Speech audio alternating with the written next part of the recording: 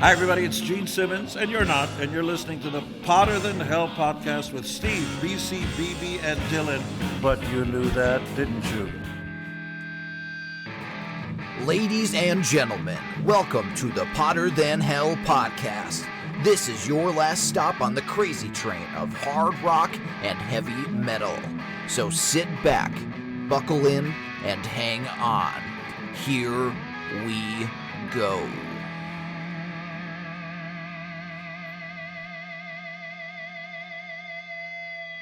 Hello, Potter Than Hellions. Welcome back to the Potter Than Hell podcast. This is Steve, and tonight with me is BC and BB, and across from him is Dylan.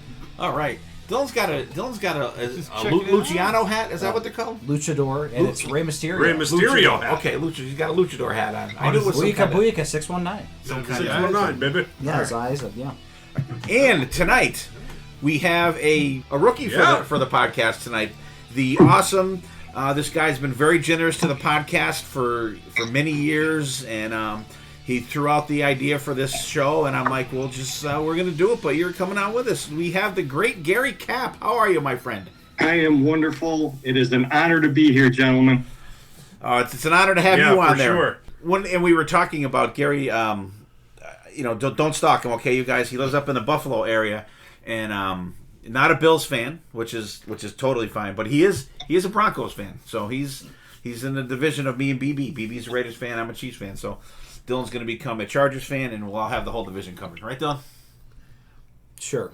Yeah, like the guys on the asylum. The two of the guys they're not sports fans. So they just call it sports ball. So Dylan's a sports ball fan. Yeah.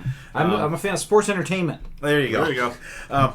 Yeah, so Gary, welcome, and tell us a little bit about yourself. How you got into music and favorite bands and all that. We'll get a little bio here.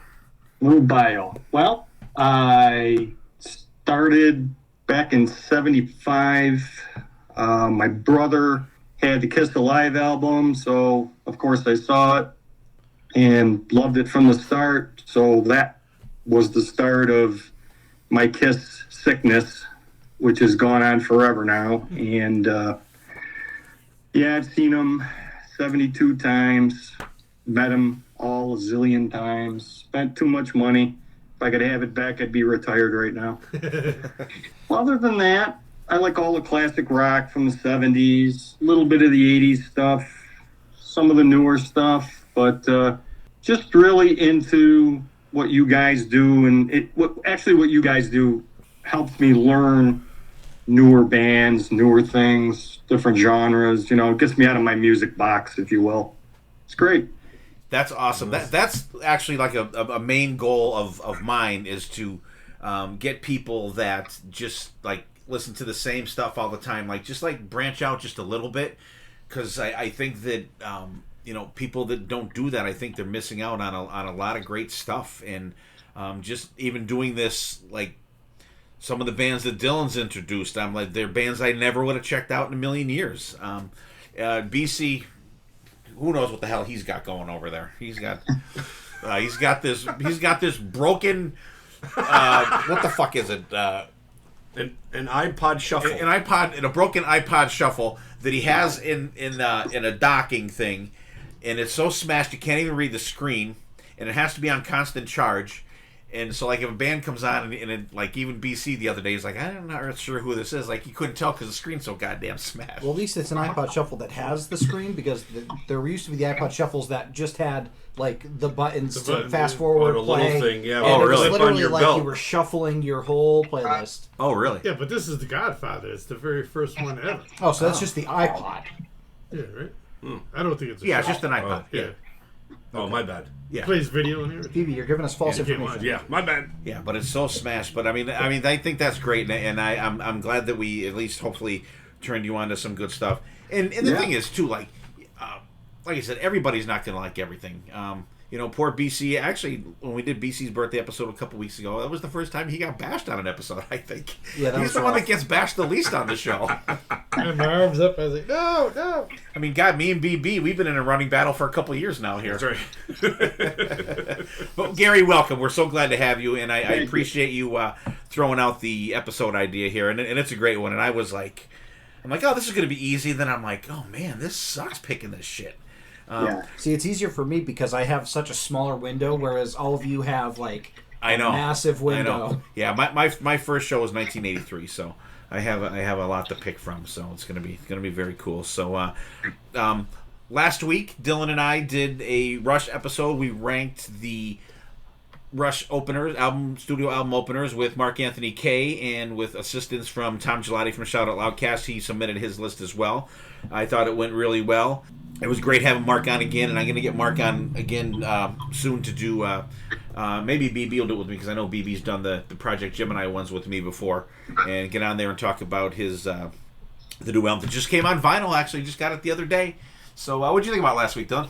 It was a good episode. I always forget how much I love Rush, and then I listen to Rush, and I'm like, oh, I need to listen to more Rush. And the album openers are all fantastic. There was none that I disliked. There were just some that I thought were better openers than others. And, I caught some strays with how, some of them were ranked. Right. But ultimately, I think it was a fun time. Yeah, I had a good time doing that one. And so, Gary, you'll hear that in a couple days. And Yep. We are recording today. Today's June 4th, 2025. So we'll have this episode will be out next week. And couple little news things. Zach Wilde just announced the Zach Sabbath tour. He's doing it in the fall, and Special guest. a special guest. Yeah. That band that shall not be named. Dark fucking chapter. Chapel. Same thing. I'm all fucked up They today. both suck. Damn. So, because I'm just gonna we'll go down. Are you gonna go down? What? To Zach Sabbath? When is it? October something. 26th, 25th. I'll have to look into it. Or is it November? Maybe November. It might be. I'm not sure. Well, Something if like it's in the fall. November. It's in the fall. somebody's birthday. It's in the so- fall. It was not the 22nd. Yeah. I think it's like the 25th or something. Okay. It is so around November- Thanksgiving. November 26th. 26th. That's okay. at our Sherman Theater in Strasbourg, PA. So Doors open at Yeah, 6. I might partake in that. All right, maybe we'll go. Maybe if you're nice, I'll buy your ticket for your birthday. Yeah. And Thanks, I appreciate that. oh, no problem, BB. And did you guys? I sent the song to everybody. I don't know if everybody got a chance to Yes. listen to it. I sent the latest release from Alice Cooper from the new album he has coming out. What the hell is it called? I forget what the fuck it was called. I listened to it like 4 times. Wild Ones. Wild ones. Yeah, A lot of ones. I thought it was. I liked it. I liked it 1,000 times better than the first song. Than the Black Mamba. Yeah, Gary, what'd you think? I need a bigger sample size, because the thing that gets me when bands do this, when they either get back together or get original members back together, is, can you recapture the magic that you had from the past? And this song was okay. I mean, I didn't dislike it, but then you start thinking back to, it doesn't sound anything like Black Juju, or off Love It to Death, or any of those from back then. So it was okay, but I need to hear the whole thing when it comes out. Okay, fair enough. I think I liked it so much because I disliked the first one so much. Yeah. That was kind I think of you- my thing there. What'd you think, BB? Yeah, me not being the biggest Alice Cooper fan, I actually thought it blew the first one out of the water. Music was great, and I really thought Alice's vocals were a lot better than like normal, because they weren't like that spooky, whiny times. Like that more of a straightforward song. This was more straightforward.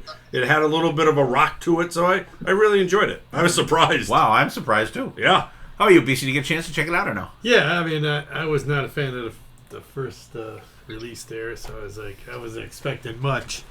But I was pleasantly surprised. Like you said, it was a little bit more rocking, had some groove to it. So I found it not bad. All right. And now I think Steven put it in our text group this week. Something that Dylan is definitely going to be interested in. There's a thing coming out. It's called the... Oh, I'm sorry. What did you think about the Alice song, Dylan? Yeah. Sorry. I got so excited about this next topic, I forgot about it. What did you think about the Alice song? I thought it was good, not great. I'm with Gary where I think I need a bigger sample size to make sure that this album is... I don't like the going back to 70s Alice. It feels... I like the end of the song when the solo kicked in, but it just feels not natural to me, and I don't know. All right. Okay. Now. Yeah, what's this? I saw this, and I was like, Dylan is going to love this. Not a new band, but we could call it a tribute band, I guess, or something like that. It's called the White Snake Experience, Dylan. So Dylan's going to be all over that. He's in. So it's Tommy Aldridge on drums, Marco Mendoza on bass, Dino Jesulik on vocals, and Joel Hoekstra on guitar. So do you think you might like it better with someone else singing it, Dylan? So is it going to be like a rotating cast of singers or what? No, it's just him. He's going to be the Dino Juresh. It's not the vocals that I have a problem with. Oh. It's the lyrics. Oh. I don't mind David Coverdale. I don't like the songs. Here's a band for you. Come on, Derek. Here's a new singer for you, Dylan. I should have put David Coverdale on the list instead of Freddie Mercury, so I didn't have to deal with the betrayal of everybody thinking Freddie Mercury's number 10. I didn't put him at 10. You put him low. Well, he was. Well, he was. Without Freddie Mercury, there would be no David Lee Roth. And you can't. Who's that lead singer? And I never heard of him. Who was that? Oh, Dino Jesulik. He's in He's done the with the George Lynch Dirty Shirley. Dirty Shirley. He sang with Animal Drive. Yeah. Oh, okay. Yeah. There's a really, if you check them out, Gary, they're called Animal Drive. There's one album where they do some covers and stuff. Really, really good. The guy's got a very strong voice. I think he would do the Whitesnake stuff some justice. Maybe he'll change the lyrics around, Dylan. Yeah. See, this is why I listen to you guys, because I never heard of these bands, so that's why I got to check them out. Oh, all right. Yeah. Check out Dino Jesulik. Yeah. Animal Old Drive. music is new music. Not even 10 minutes in. See that? All right. Well, that's that's where we're at. We're done. Take care of yourselves. Thank you. One more thing. Did we talk about the birthday party? No. You did not talk about I saved it. Okay. No. BB and BC weren't here last week, so the week before that, a couple days before, we recorded. Myself, BC, and BB, and BC's wife went with us. We had a 60th birthday party for our friend Joe Casero, and he had our friend Ron Pasco. He has a band called the Wannabes, and they did a 2-piece acoustic set. And then the great Ted Poley played the show. Of Sonic the Hedgehog fame. What? He did some songs for Sonic the Hedgehog. Did he? Yeah. Oh, yeah. All right. See that? Well, I didn't know that. I didn't know that. And Danger. So it was cool. He did I liked it, BC. I liked it, you guys, because he had the drum tracks playing while he was playing. I liked how he did that. He did the usual suspects from Danger that you'd expect to hear. He sounded great.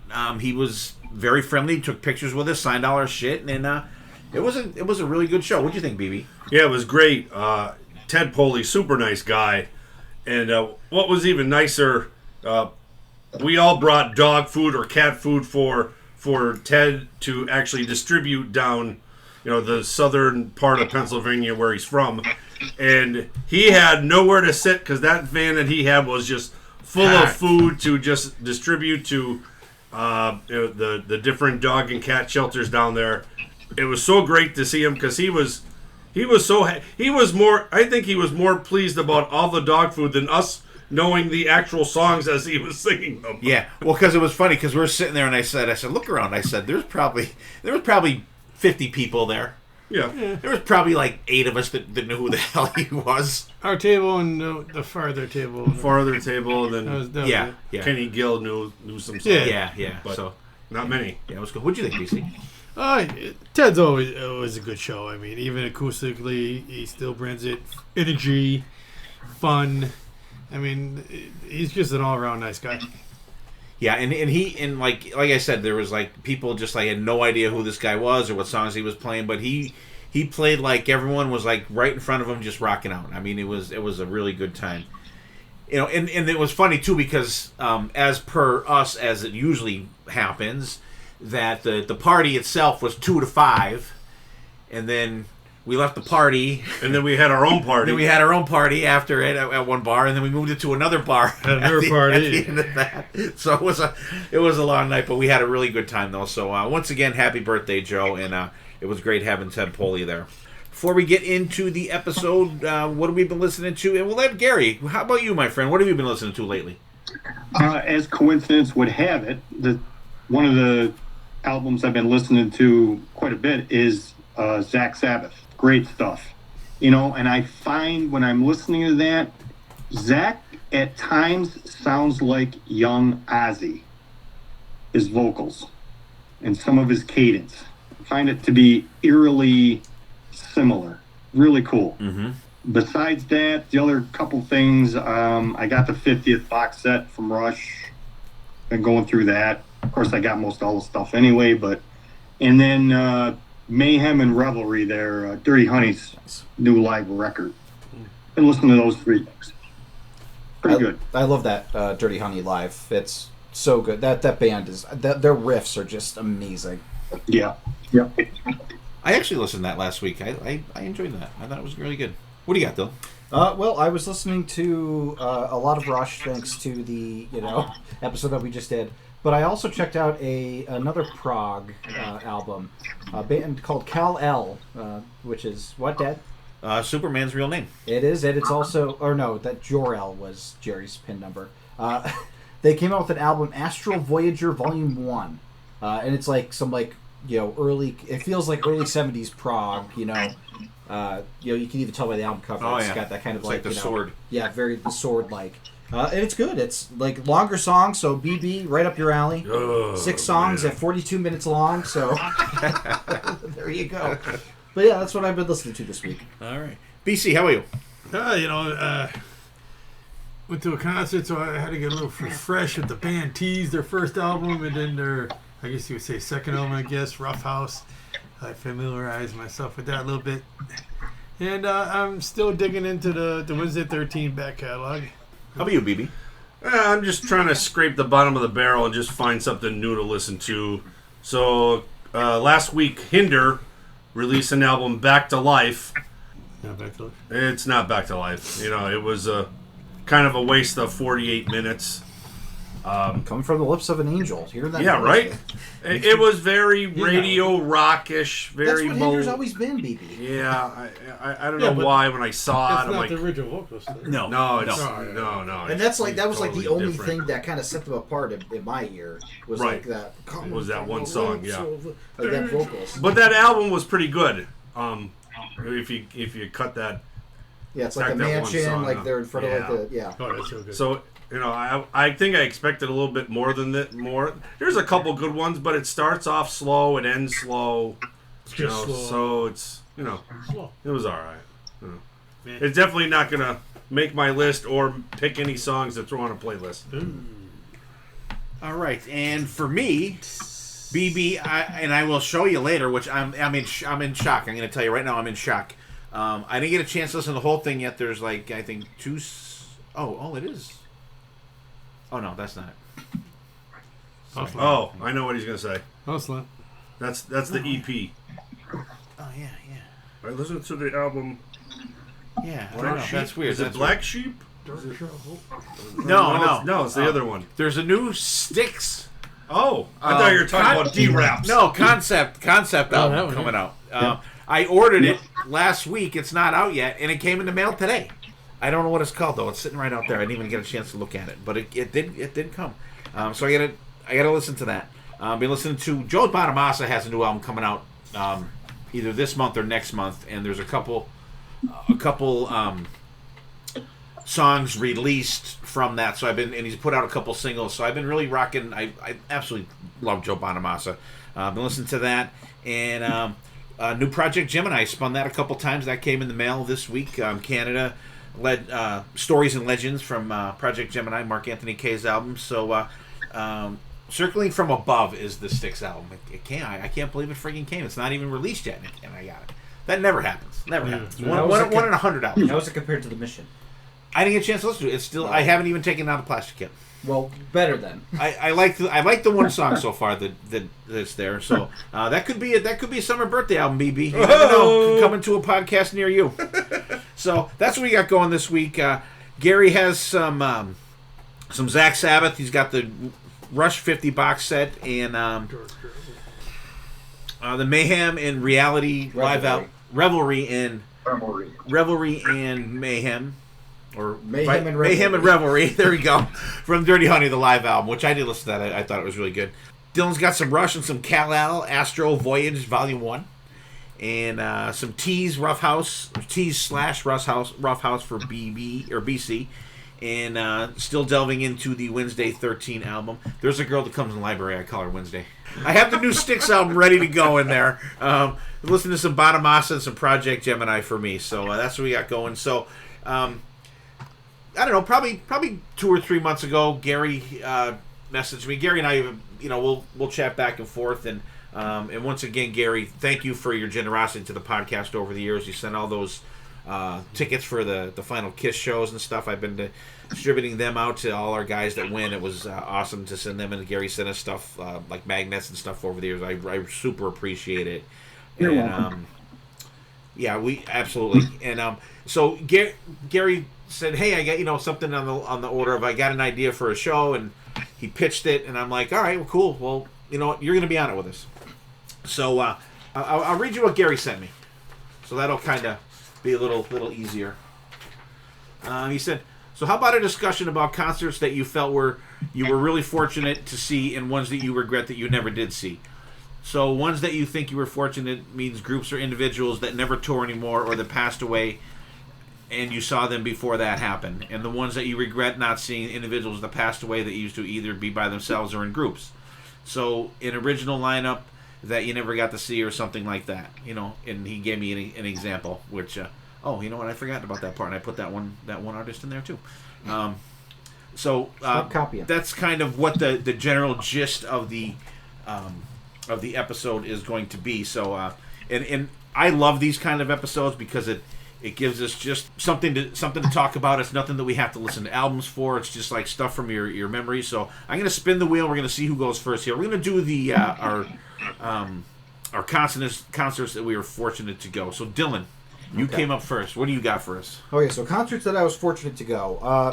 Most of them are artists that don't tour anymore. There was one that the artist is touring, but the lineup is very different. I'll basically kind of go in reverse order of like how I felt about it. Like I'm gonna save the best one for last, I'll say. So the first one that I wanted to point out was the M3 Rock Fest in 2011. And that was my very first M3 at the Merriweather Post Pavilion in Columbia, Maryland. That was kind of an annual tradition of ours to go there. And the reason why I put that one on there was because Mr. Big played that show. And I was the only one of the four of us that thought, well, I don't want to see Black and Blue. I want to go see Mr. Big. And I got to see, the original Mr. Big lineup.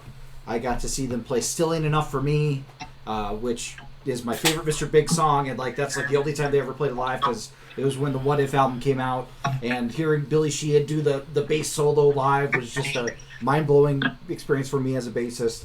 And that was just kind of a really amazing moment for me. But I mean, other than that, and that's kind of the main reason why I put it on this list, it also had Sebastian yelling at the crowd, which is something we always like to make fun of. Sebastian Bach, when he was yelling at the crowd, not being too excited. And it was also the first time that I saw Tesla, and I was able to enjoy them because I knew not to it was like the being destroyed because they didn't play Coming At You Live. I was like, oh, okay, they didn't play it. That's okay. I'll see it next time. So I was able to actually enjoy seeing them. So that was the first concert. The second concert is this is actually a venue that's no longer available as well. So Anthrax for the Earth Is On Hell tour on February 6th, 2012 at the Crocodile Rock in Allentown. And the reason why I put this one on the list was this was when Charlie Benante and Frankie Bello could not perform because they were with Charlie's mother. Like, she was really sick at the time. She ended up passing away later on, but they went to go hang out with her. So they had Joey Vera from Armored Saint on bass, and they had Gene Hoglan, who has done a bunch of stuff, but he was in Death Clock, which is Metalocalypse. Well, he was with Testament that night, and he was with Testament. Yeah, it was Testament and Death Angel were the other two bands.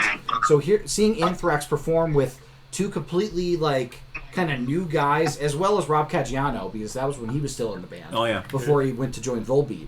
So really awesome that I got to see that really unique lineup, and it was probably one of the sickest pits that I was ever near, because it took up the whole floor, and there was just a chain of one person long around the barrier trying to hold themselves back, and we were a part of that.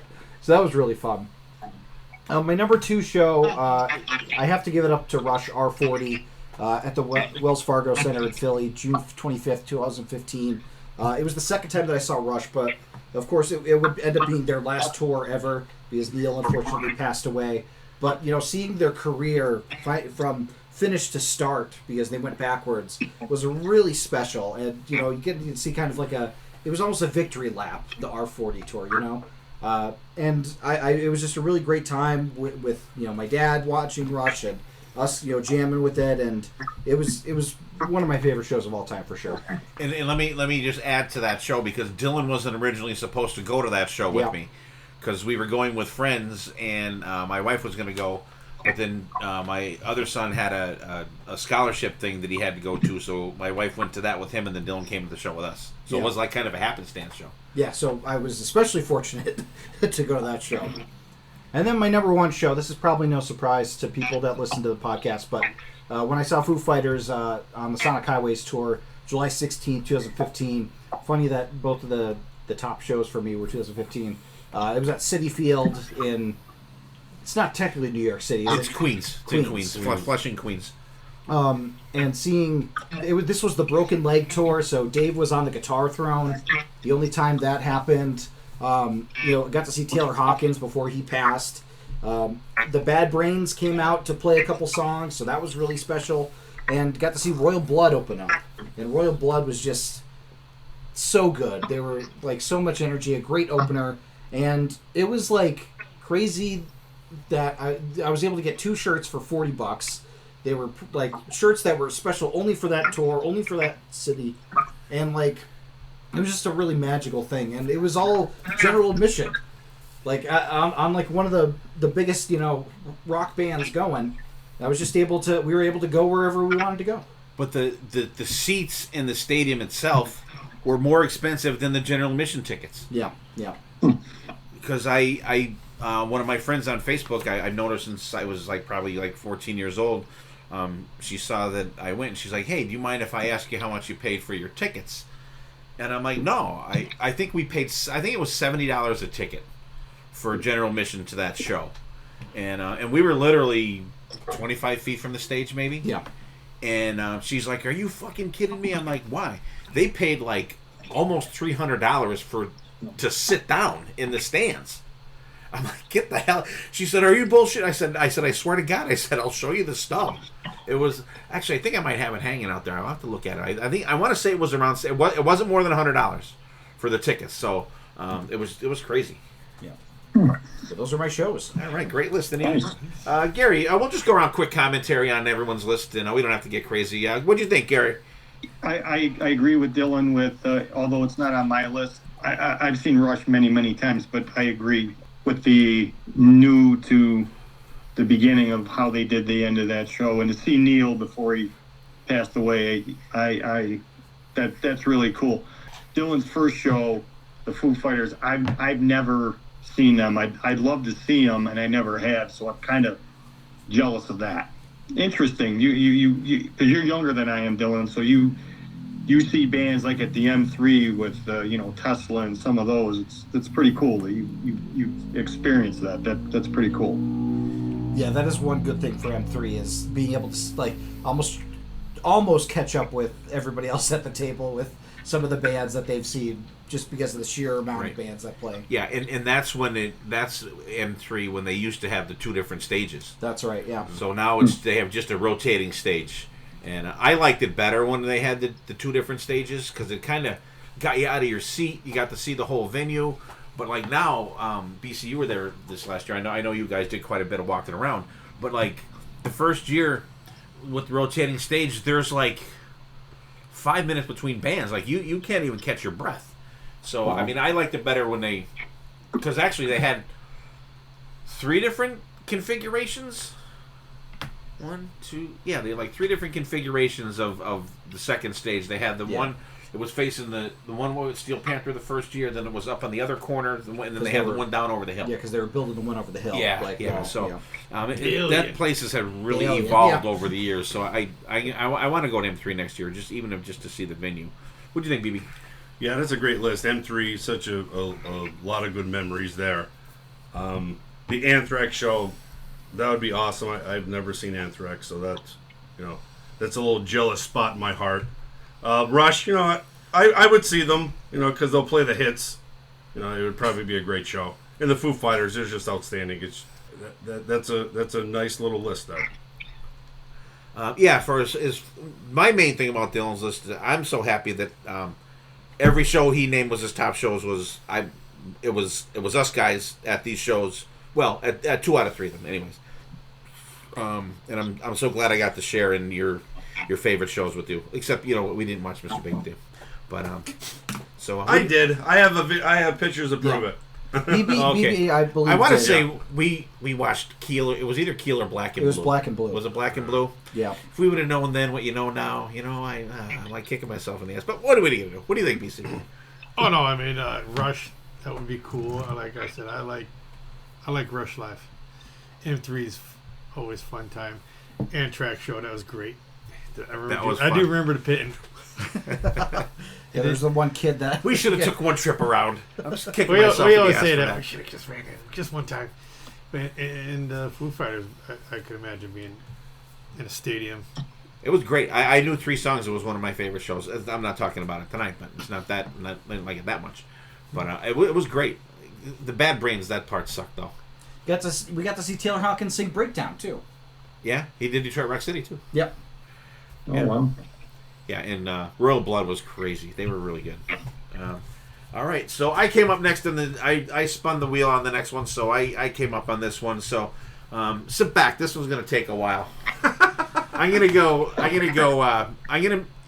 We'll talk about honorable mentions like at the end when we do our final things. I think maybe my number 4 is I got to see Asia, the original band. And this was September 28th, 2014, and it was I believe it was the last tour before John Wetton passed away. Now they're doing the John Payne version, which actually BC and I got to see a couple months ago. By happenstance. By happenstance, totally. We skipped Slaughter to see Asia, which I have no problem with whatsoever. Well, you could probably still hear Slaughter even where you were with Asia. Yeah. So, and the funny thing about that show is probably 2 months before that, I went, myself, BC, and BB went down to the same venue to see Vince Neil, and it was in the ballroom at the casino, and we kind of were. It was the first show we were ever there at this venue, so we kind of know where we were going, and then so I asked this one of the ushers, and he gave us free tickets, and they were they were good seats, but we didn't have to pay, so the guy was super nice. And when we went to the Asia show, I was taking my wife for our anniversary, so I had already bought tickets for this show. So I walked up to the thing, and I saw that guy that gave us tickets. And my wife's like, I'm like, hang on, I got to talk to this guy. She goes, no, let's go. I said, no, I need to talk to this guy. So I went up, and I said, hey, I know you don't remember me. And I told him, I said, I just wanted to thank you for hooking us up with tickets. You didn't have to do that. It was super nice of you. This guy, you would have thought I handed him the friggin' Powerball winning ticket. Oh, my God, no one ever thanks me for nothing. So he goes, do you have tickets? I said, yeah. He goes, let me see them. So he goes, no, you don't want those tickets. So I'm like, all right. So he goes over and he goes through the box. He gets 2 tickets. He hands them to me. I'm like, oh, thanks so much. He goes, no, thank you. I'm like, I didn't even look at the friggin' tickets. So we go in and boom, he gave us like front row center tickets. So awesome show. The set list was Soul Survivor, Wildest Dreams, Time Again, Valkyrie, Voice of America, The Smile Has Left Your Eyes, An Extraordinary Life, Days Like These. They did a... Jeff Downs did a keyboard solo to Bolero. Brad Rustoven would be happy to hear that. Go, Don't Cry, Only Time Will Tell, Open Your Eyes, and Heat of the Moment. Great show. Like I said, John Wetton passed away not too much longer after that, so I was glad I got to see the original band. And my second show, Dio, the original Dio band. It was on the Last in Line tour, and actually I was surprised to find out that this ended up being released as a VHS tape, special at the Spectrum. And it was August 25th, 1984. Fantastic show. I can remember it like it was yesterday.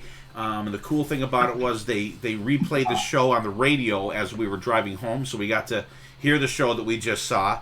And the set list was Stand Up and Shout, One Night in the City, Don't Talk to Strangers, Mystery, Egypt, The Chains Are On, Holy Diver, Drum Solo, Heaven and Hell with the drum solo, with the guitar solo, Last in Line, and then they came back into Heaven and Hell after that, Rainbow in the Dark, Man on the Silver Mountain, and they spliced in Long Live Rock and Roll there. They went off, came back on, did Mob Rules, and We Rock.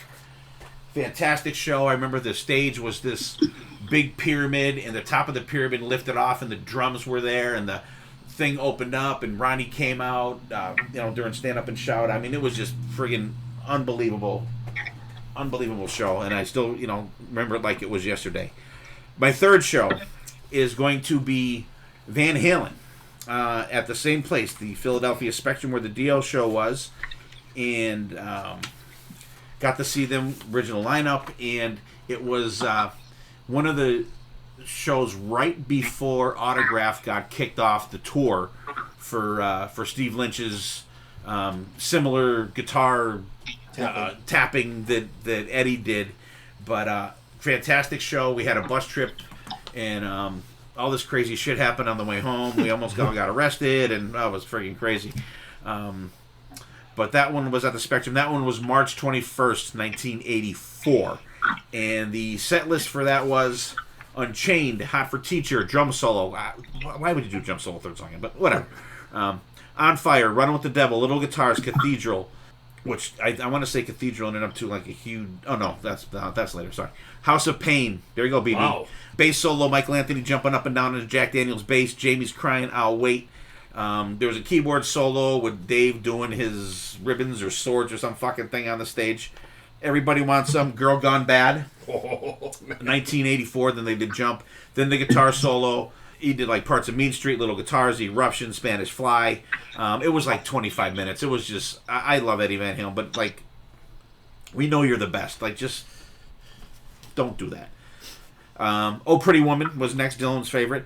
Then they Panama they went off with, and then they came back with You Really Got Me. Then they did The Growth, that little part at the end of In a Simple Rhyme. Yeah. On the end of is it Anna? No.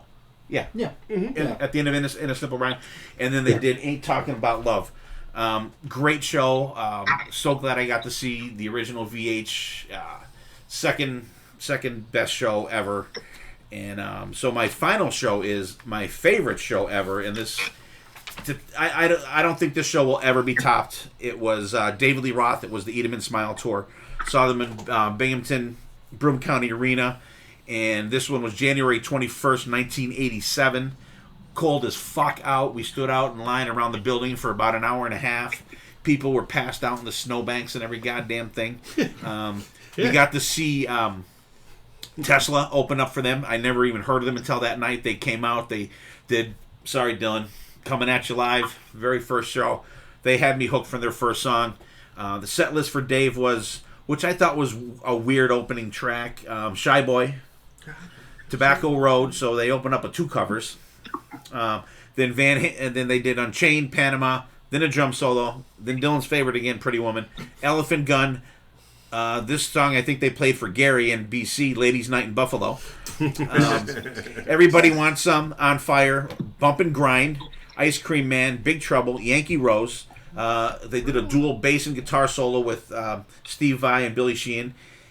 Ain't Talking About Love, Going Crazy. Then they went off, came back out with Jump, and they closed the show out with California Girls. Just four great shows. I had still just very vivid memories of these shows. I had to look up the set list because I forgot some of the album tracks that they did from Dave's set, and just great, and I could name 100 more. I have, I think, 3 more to talk about later when we do our honorable mentions, but I just wanted to throw those ones in there. So, what'd you think, BB? Yeah, between the Dio and the Van Halen and the DRL, that's pretty much, my foundation of music, in that span of early 80s. Asia, maybe not so much. I don't, maybe because I don't give them a chance. I know the bigger songs. But, maybe someday down the road I'll actually get to see them. But, yeah, that's those guys right there, those bottom, or I guess I'll call them top 3. That's pretty much my go-to. All right. How about you, Gary? I really like your list. Same with BB as far as Asia goes. I know their hits. I don't know much of anything else they do. But it's funny because your experience with the ticket situation with your Asia show, that exact same thing happened to me. It was probably a week before you saw Van Halen on that tour. They were here in Buffalo. When I went, they printed tickets the same for the seats that I had with somebody else. So the usher took us all the way down to like the 6th row. Oh, that's awesome. You had that story, yeah. But that's a great list, man. That's that David Lee Roth solo. That's killer, man. That's great stuff. Yeah, that was an awesome show. BC. Come on, David Lee Roth deal. I mean, but shows back then were just a whole different experience than they are nowadays. I think they're fun. Not that they're not fun now, but A different atmosphere. totally different atmosphere. There was none of the receipts and bullshit like that there is nowadays. Asia, I'm not that familiar, but I know most. That was great. I thought that was absolutely fantastic show. How can you go wrong? Ladies Night Buffalo. I know. What do you think, Don? I like that both of our lists had Billy Sheehan. Sheehan. Appearance. I thought that's cool. Interesting that you had David Lee Roth on there twice, and none of those shows were with me. So, Well, I knew you had it covered. Only one of those shows you were alive during one of them. but good list. That you talk about those. I've heard you talk about those many times, so it makes perfect sense that you picked them. All right, BC, you came up next on the wheel. The Wheel of Wheels. All right.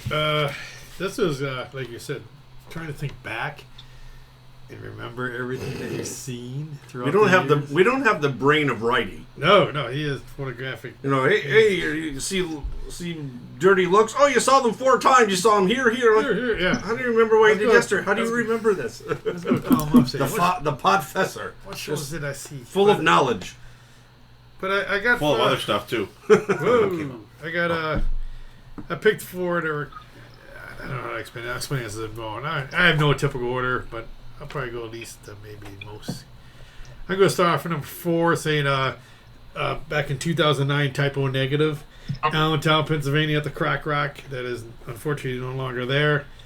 This is like 5 or so months before he died. So, I mean, I thought it was a very cool show because we saw him once or twice before this.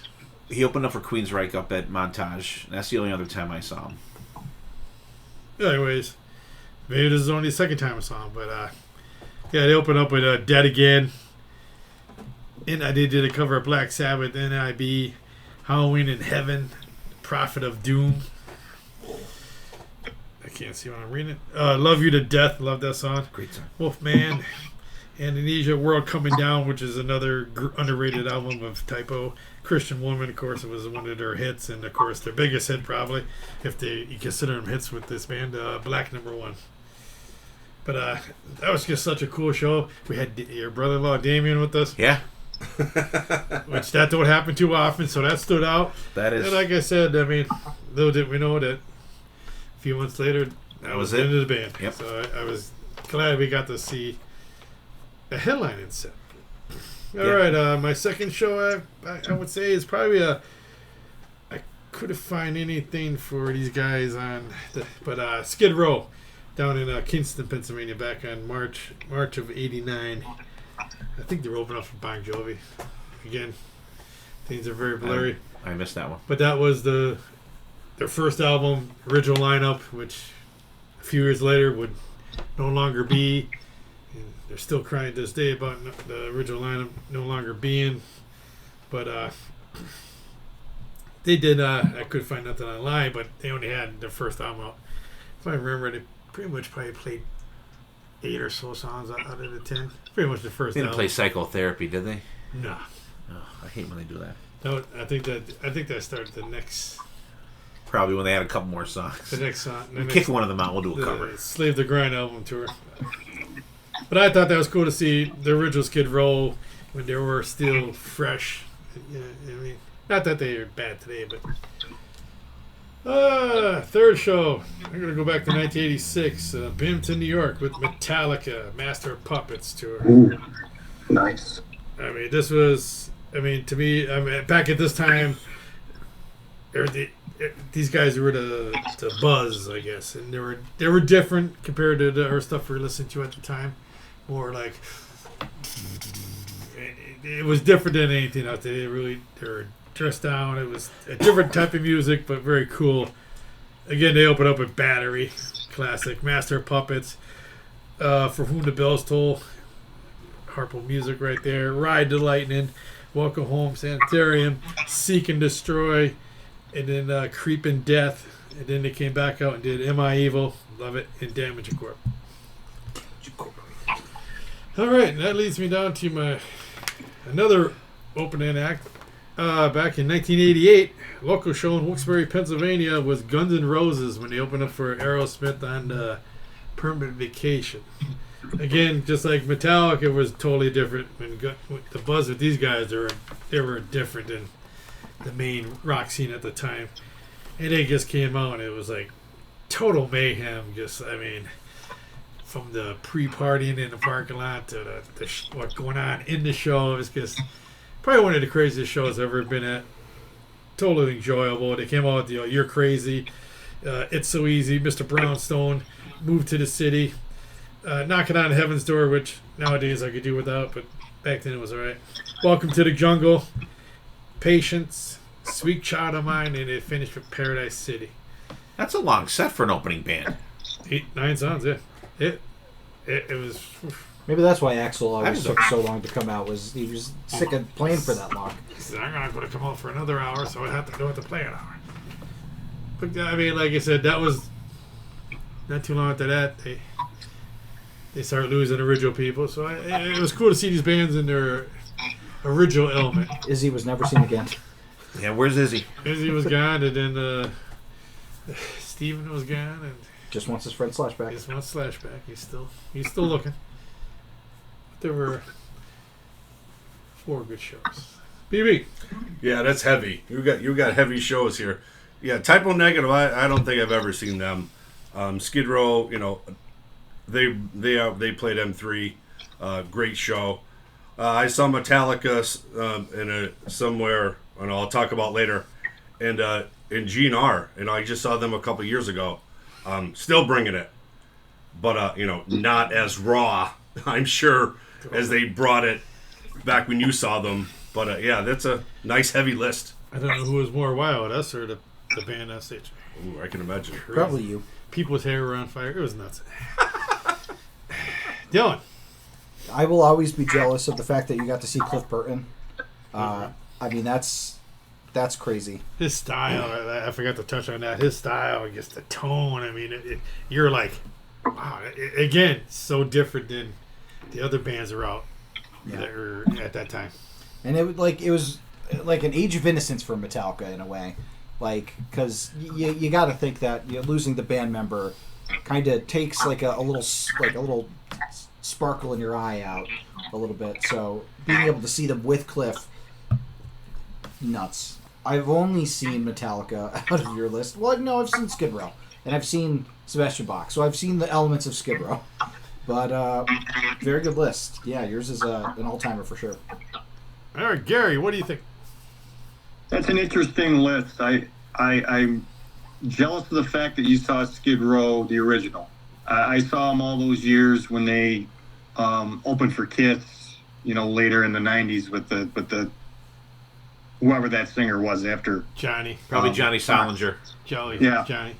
Yeah, and I've only recently, in the last 5-6 years, saw Metallica a few times, but I would have loved to have seen them when you saw them towards their inception. That would have been really cool. Typo Negative, I know nothing of them, but that's there's some gems on that list. That's really cool. All right, Steve. All right, I was at two of these shows. I was at the Typo Negative one, and the thing I remember the most about that show was we were maybe halfway back. The place was jammed. You couldn't get another person there with a fucking shoehorn, and you could see like maybe the top of the guitar player's head, the top of the keyboard guy, and you could see maybe a little like a cymbal. But you can see Peter Steele from like the friggin' shoulders up. He was like 6'8" or something like that. He was a very big tall guy. Very big boy. And it was. I remember that show. It was like his bass was like a drill through your fucking chest when he was playing. Cool show. So glad we got to see him. Yeah, and like you said, he passed away a couple months after that show. The Skid Row one. I don't know how I missed that show. I don't know. Not sure. You did call and I missed the Metallica one too. That was open up for Ozzy, right? Metallica, Master Puppets one. No. They were headlining. Oh, were they? I For Master Puppets? want No, they didn't headline until Injustice for All, right? Queensryche played with them up there for that. Yeah, you're right. I'm backwards. Okay.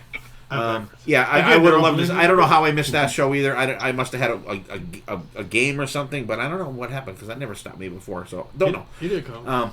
The Guns N' Roses show I was at. I was there with my girlfriend, and you're right. That show was insane. We parked, the auto body shop up on 309. We parked up there. Where you come in, we were right in that field. State police were right there. We have a keg of beer in the back of my thing. They didn't care then. They didn't give a care shit back then. I saw some dude get Marijuana. beat up by his 300-pound girlfriend. She beat the fuck out of him. And I do remember this was, I believe, the first show after Guns N' Roses played at Donington where 3 people got crushed to death. Because remember, they stopped the fucking show. Oh, yeah. They came out, they did maybe half of the first song, and Axl stopped the show, and they made everybody step back because it was getting crazy like that again up there. Crazy. It was getting crazy.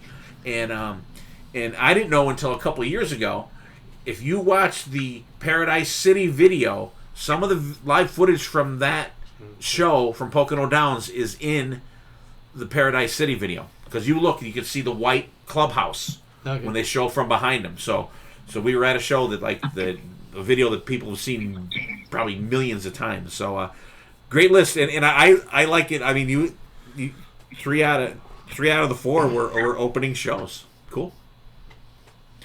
God, if we should do this another time with opening bands. Holy shit!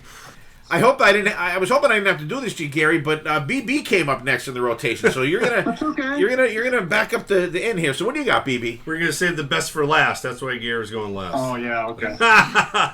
All right, my number 4. We're going to go back to 1984, August 14th, down the Montage Mountain. Open up for Ted Nugent, Pride and Glory. I love this show. Unbearded Zach, of course. James Lomenzo on bass, Brian Tishy on drums. It was one of those times that this is the first time I ever saw Zach before, and he just blew me away. And ever since then, this Pride and Glory album is a desert island album for me. Always listen to it. Their set list was Tone the Line, Horse Called War, Losing Your Mind, Machine Gun Man, Troubled Wine. Then they do ZZ Top, Cheap Sunglasses. Then they go to Sweet Home Alabama, Lovin' Woman, War Pigs by Black Sabbath, Found a Friend, Mississippi Queen, Shine On, and then they end with Whipping Post from the Allman Brothers. Like I said, first time I saw Zach, unbelievable guitar player. Ever since then, sucked right in. I think it was that Bullseye Gibson.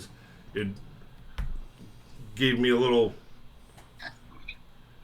something. Hypnotized you? Yeah, Hypnotized. gave me hypnotized, and from there it was all uphill from there. I'll say. My number 3, and I'll keep it at number 3 because I'll get my balls busted now. Van Halen 3. Now, with Gary Sharon. Me and our buddy Girth, we and my wife. I was going out with my wife all the way back in May 24th of 1998. We were down at the Spectrum in Philly for the Van Halen 3 tour. Great show. Didn't expect to see Van Halen 3, and it was one of those last minute things. Somebody had tickets, and me and Girth took them, and we rented a limo, and we had the limo drive us down, and we got totally annihilated. So Smart idea. yeah, right. Who was thinking smart back then? But they played Unchained, Without You on their album, One I Want off of Van Halen 3. Then they go into Mean Streak, When It's Love, Fire in the Hole off of 3, Why Can't This Be Love, Romeo Delight, Drum Solo, Dance the Night Away, Feel Your Love Tonight, Human Being, Somebody Give Me a Doctor, Year to the Day from Van Halen 3, then Eddie's guitar solo. Then they do Right Now, Ain't Talking About Love. Then they come on for an encore. They do Josephina, which is on 3, Panama, Jump, and then they do a second encore, which is I'm the One, which was their hit from Van Halen 3. My number 2. Back to 1996. Kiss played Madison Square Garden with the original members, and we thought this was going to be the last hurrah. We didn't expect 30 more years of farewell tours. They were going to get back together once. The original members are coming back. We're going to do a tour, and that's it. We're done. And we're like, we got to fucking go. So me and 2 of my buddies went on a bus trip out of Scranton, and it was great. I think they played 3 nights. It was in Madison Square Garden, July 26th of 1996. They played 3 nights. We were at night 2. They opened up with Deuce, King of the Nighttime World, Do You Love Me, Calling Dr. Love, Cold Gin, I Stole Your Love, Shout It Out Loud, Watching You, Firehouse, Shock Me, into the guitar solo, Strutter, Rock Bottom, which Ace comes out with a dual neck guitar, which is so fucking cool. I never saw him play that before, or ever again. Then we go into Gene's bass solo, into God of Thunder. Then we the drum solo, New York Groove, Love Gun, 100,000 Years, Black Diamond. Then they do an encore of Detroit Rock City, Beth, and of course, they're closing with Rock and Roll All Night. And that was a great show. First time I ever saw them. First time I saw them with the original guys. It was one of those things, like I said, I never thought I would see the original members. And they're like, we better go now because they're never coming around again. And like I said, who fucking thunk that?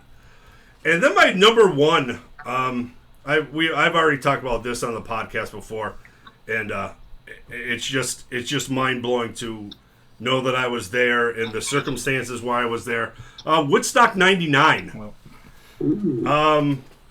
I think I probably said the story before. Me and my buddy, we copied our friend's ticket, and we all we did was change the numbers. We went up the first night, like 2 a.m.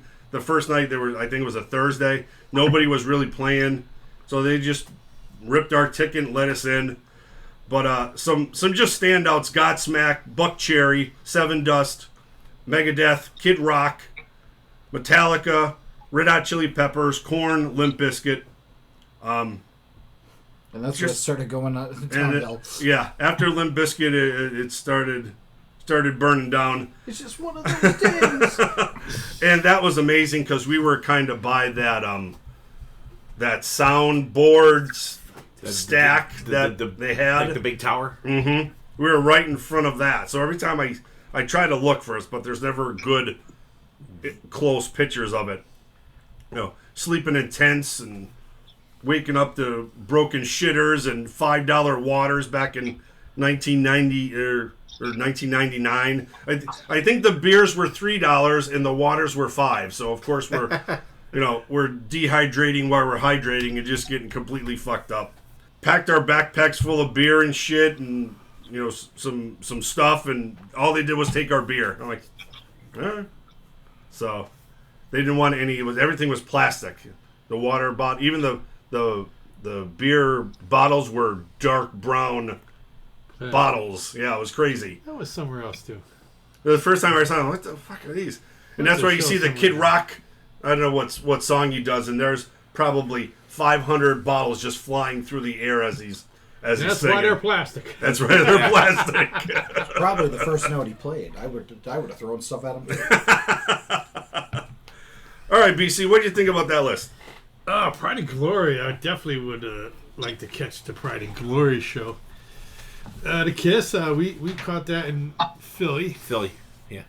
A bus trip too. And, we could go on forever about that. Epic day. But what's this? The Van Halen at On the Spectrum. I don't know. It was Gary. I know. I know. I like Gary, but Gary has such a distinctive voice. I think it's hard for him to go to another band. Yeah. If he just had a voice that blended in with other people, yeah.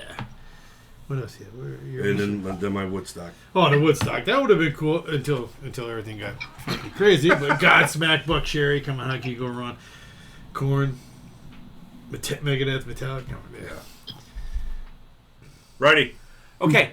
Yeah, the Woodstock. That's a crazy. The documentary on that is just insane. I know, right? And you guys stole it, but that's okay. I think they made their money. But just watching that, when everything kicked off up there, good thing you guys were out of there because that was crazy. If Lars found out, Lars would be fucking crazy. Pride and Glory. You owe me money. For Pride and Glory, some of the cover songs sounded pretty good. Yeah. Except for Mississippi Queen. I'm so sick of that song. That would have been cool to see, though. Yeah. James Lemenzo and Brian Tishy. Both guys are great. Lemenzo's still with him, right? No. He's in Megadeth. No, okay. Yeah. The Kiss show, like BC said, we saw the Philadelphia version of that same set list, but I mean, they were playing 23 songs. I mean, that's a big show. Kiss Philadelphia, we met Granza. Yeah, Oh, yeah? that's when we met Granza. He don't remember. He doesn't remember, but we did. We do. The Van Halen one. Now, you know my disinterest in Van Halen 3, but I mean the set list is good. But didn't Michael Anthony sing a lot of the old classic Van Halen songs? He's saying "Somebody Give Me a Doctor." I think that's the only one he sang. Oh, really? But I want to say, towards the end of that tour, he was singing more. I kind of remember hearing I have that. the show on a DVD. I'll have to find. I'm sure it's on YouTube. Oh, I'm sure. I'll find it. So, no, but cool. I mean, the Pride and Glory. You got to see unbearded Zach back in the day, which is very cool. Awesome. Dylan. Yeah, it's great that somebody put out a show that I would never have wanted to go in a million years because of what happened at that show. Woodstock 99, but it is still a great claim to fame that you were able to go there. Yeah. I'm not jealous of you, but I like that you have that story to tell, and I'm happy for you. The Gary Cherone, I would actually have been interested to see. That would be, because I think that's the most varied set list that Van Halen has had. That a little bit of Sammy, a little bit of Dave, a little bit of Pizza Man, a little bit of the Wisdom Tooth. So I don't think they've ever been that much spanning their catalog. Yeah. Even with Sammy, they would do a couple of songs. The thing for me is with that, they should have did the tour. They should have toured and then an album. You know what I mean? They just kind of threw him in there. And they did the album. I don't think they had time to gel as a band before they recorded an album. Yeah, that's my main thing about that era. Of those guys. Mm-hmm. Gary, you're actually the second person I know that was at that Woodstock '99. That's crazy. Yeah. When I heard a girl I work with went to that, and she told me all those stories. That's crazy shit. That is a memory worth holding on to there. I'm sorry that you got gypped by Kiss. and they played 30 years after. So sorry about that. Yeah. Just about. Yeah, really. Great tour though. I saw that tour. I don't even know how many times I saw that tour. I saw that tour probably 20 times. It's crazy because I thought it was the end too. So I went as many times as I could. Yeah. The Van Halen, that's really cool. I have a really good soundboard bootleg from that tour from Pittsburgh. It's really good, and you guys are right. It's very varied set list from the different years. That's really cool set list, I think. And Pride and Glory, they didn't ever come around here, so I never had a chance to see them. That one I would have loved to have seen, but they just, like I said, they never come around here. Yeah, and I think it was just because they opened up for Ted. If it wasn't that for opening up for Ted on them, I probably would have never saw them. Unless they played on one of the Oz. No, that was Black Label played Ozfest. Yeah, I don't think they had Ozfest back then. That was Ozzy Osbourne. All right, Gary, wrap us up for the concerts. Okay, so just because I'm last doesn't mean it's going to be best. So here you go. So the first one on my list is going to be Tom Petty. So I saw Tom Petty in July of 2017 at a venue close to Rochester, which turned out to be 3 months before he died. Oh. And I was never really a huge Tom Petty fan, but over the years I got to like all his hits and stuff, and I went. And the real surprise for me for that show was a kid I graduated with moved out to California to become, a guitar hero or whatever. And I guess he got a lot of session work and stuff.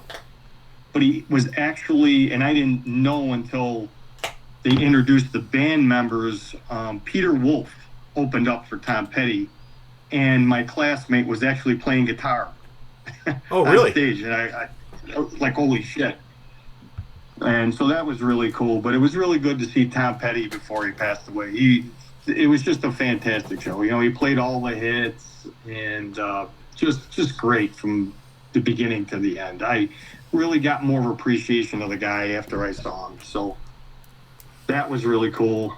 Number 2, I would say, is going to be back in 1986. I saw Journey with Steve Perry. And I guess I consider that fortunate because that was in October of 86. In December of 86, that was the end of that tour, and that was the end of Steve Perry and Journey as far as live performances. Never played with them again. And again, they played all the hits. They actually started the set list with Only the Young, which was always one of my favorite Journey songs. And that was great. And they played, he played a couple of songs off his 84 solo album. He played, Oh Sherry and Strung Out. So that was cool. I mean, of course, the rhythm section was different. There was Mike Baird on drum and Randy Jackson on bass, so you didn't have the complete classic lineup. But it was really great to see Steve Perry. I've always been a huge Steve Perry fan. One of the best voices, as far as I'm concerned, of my generation. I mean, he was just fantastic. So that was I felt very fortunate to see him. Next, I would say, is going to be the Eagles with Glenn Frey. When I was young in the 70s, it was all about classic rock, hard rock, Kiss, Rush, Aerosmith, da-da-da. Never really got into Eagles, but as I got older and older and older, really started to appreciate everything the Eagles did. So when the time came back in 2013, when they did the History of Eagles tour, I drove down to Pittsburgh to see that show. And I'm just so glad I did. I saw a Toronto show a few weeks later. And then in 2015, they played Buffalo. And that turned out to be, that was in September of 2015. Glenn Frey died in January of 2016. So again, I'm really glad I got to see that because that tour, they started from the very beginning and they kind of went all the way up to the long run. Of course, they did some mixes of different things along. It wasn't a complete timeline, but they mixed in some different songs and stuff. But it was just great. Bernie, help me, guys. The hell was his name? Ledden. Bernie Ledden. He was on that tour. Came out, played the first set of all the older stuff, and then so then it was just the classic guys on the second set. So that was great. I'm just so glad I got to see Glenn Frey before he passed away, because I saw the Eagles once after that, and it was okay, but without Glenn Frey, it was just a complete different animal for me. It just didn't have the grab that Glenn Frey did. And probably my top one, and again, anybody that knows me would know I would say this, and that would be the absolute first time I saw Kiss in '79. They played Buffalo on August 8th in '79, and I was only 14.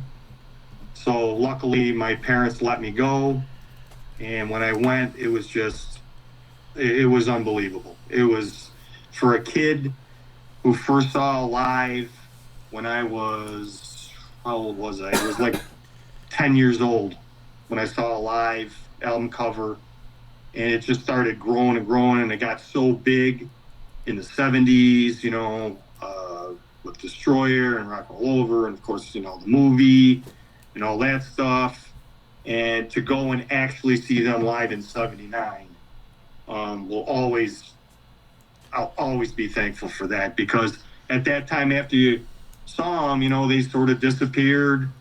They never played around here. At least they didn't play around here where I live until 83, when I saw the Creatures tour in Rochester. So it was quite a span there, 4 years or so, and you just never thought you'd ever see the original lineup again. So that will always stick out to me no matter what. So there you go. All right. I'll go first, I guess, here. All right, number one, I'm jealous, Gary. I will... Tom Petty, I'm going to be talking about him maybe later, perhaps, but very, very cool you got to see him, and that's so cool about your buddy playing guitar for Peter Wolf. I just leave that show there, because I'll come back to him later. Journey with Steve Perry, never got to see him. I got to see him with Steve Augeri. Was the first time I got to see Journey. Actually, the only time I got to see Journey, really. But it kind of went opposite for your show and for my show. I got the rhythm section, but I don't know if Steve Smith was back when we saw him, though. But Ross Valerie was definitely on bass when we saw them. I don't know if it was or maybe your Dean Castronovo, maybe, I'm not sure, but it was definitely Ross Valerie on. So we didn't get Randy Jackson Dog for that show. Dog. And the Eagles with Glenn Frey, I've never seen Eagles before. I like them much better than the football team, for sure. But let me ask you this, Gary, too. You were fortunate enough to get to see them with Glenn Frey. Did they do any of Glenn's solo stuff when the Eagles played? Nope. It was strictly Eagles stuff. Strictly Eagles. Okay. I always wondered if they would delve into that stuff, but I guess not. So. And the Kiss in '79, ultimately jealous of this show. I missed seeing that tour in Maryland at the one where the hell is that show? Landover. I missed seeing that show by 3 days, and so totally jealous of that. And you're right. After that tour, they didn't really play in the state. I mean, you didn't see them until '83 again. But they didn't play in the States until '82 when they did Creatures. So you got to see the original band. You got to see the people like to call the Vegas version of them. But they were still going. And how I mean, and I know it's tough to even think back to when you're 10 years old. But I'm sure you probably didn't notice if Peter's playing bad or whatever. I mean, as as a 10-year-old, you know, you're just like, holy shit, that's Kiss. And trust me, when I saw them in 1989, I was like, holy shit, that's Kiss. But that had to be just amazing to see that tour, to see them in, you know, original guys in makeup before the reunion, because like you know, us guys here, we never got to see them until, you know, I don't think, Dylan, I don't think you've ever seen the original lineup, have you? Not the original. No, I've only seen the replacement and Eric. Okay, yeah. So awesome list though. God damn, that Dynasty tour. That's, oh my god. That and the Journey are my favorite ones of yours, because I would have absolutely loved to see Journey with Steve Perry, and I wish that they toured with Trial by Fire when they put that album out, because that album is fucking fantastic. Yeah. So Yep. absolutely fantastic list. What'd you think, Dylan? Yeah, I definitely would have been really interested to see Kiss in their prime, like around that time. You know, because I've only seen them just going through the motions, as it were, for like their you know, newer stuff. You know, Eagles with Glenn Frey. I feel like I would enjoy the Eagles live. You know, they have such a massive catalog that like you never know what you're going to get with it. Whereas live, I feel like it would be a nice, more cohesive element. Journey with Steve Perry. You know, that's fantastic. I mean, you get Neil Schon, and I think that's all I need personally. But you know, Steve Perry he was the voice of Journey for a long time. And Tom Petty, that's one artist that my non-concert going uncle has up over me as well, because Uncle D also. Yeah. He was a huge Tom. So he's got Tom Petty and Type O and Negative. Type O Negative, yeah. Yeah. But a great list, Gary. Yeah. Thank you. BC. Oh god, I mean, Kiss 1979. I mean, that would have been awesome. I mean, back in the day, Kiss, as I would say, makeup, definitely great. Eagles, we're going to talk about those a little bit later. Awesome band, great. Journey with Steve Perry, that would be awesome. That's one thing. I forgot about that. I mean, and Tom Petty. I mean, I wish I got to see Tom Petty. I mean, can't see them all, right? No. Well, But no, this is 4 very cool shows. BB. Yeah, BC's list is heavy. Gary's list is like heavy hitters here. Tom Petty would, you know, I remember Iron Mike used to play Full Moon Fever all the time. That fucking tape in his fucking car, driving back and forth to school. I don't even think he was even around here at all. Played Montage. Did he really? Yeah. Oh, okay. It was one of the most sold shows there. Wow. Journey, great band.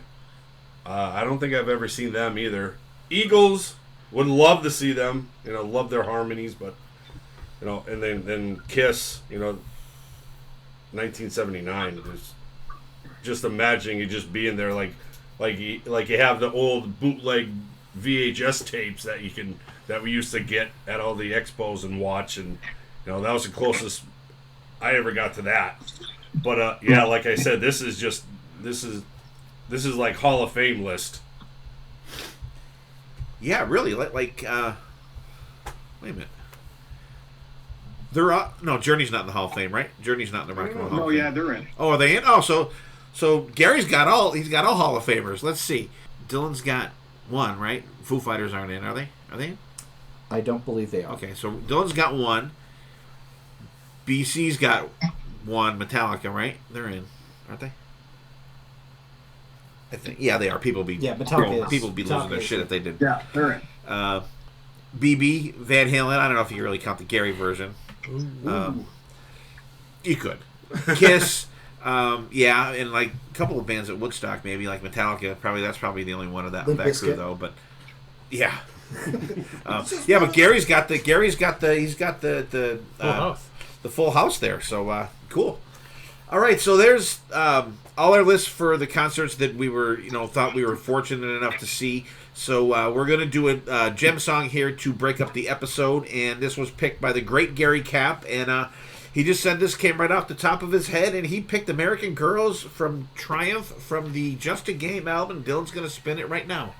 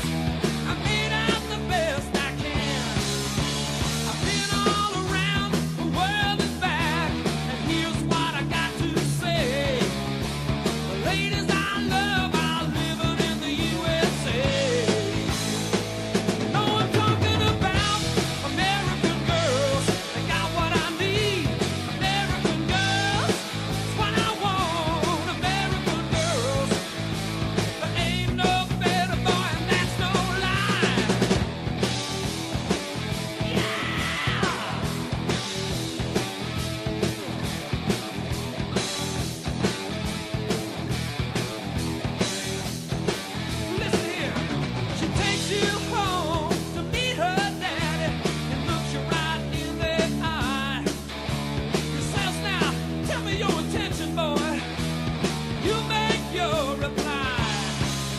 I'm a man of honor, my thoughts are pure. You can't bear to lie. I won't even kiss her unless I'm gonna make her my wife. No, I'm talking about American girls. It's what I need, American girls. What I want, American girls. Gentlemen, please rise and salute American girls.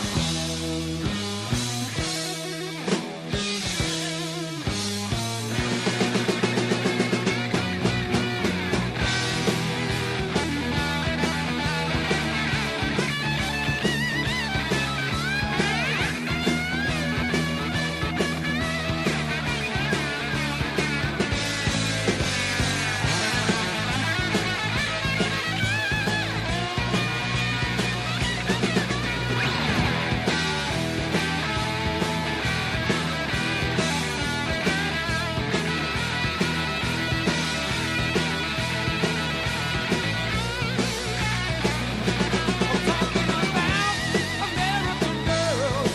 Said I need American girls.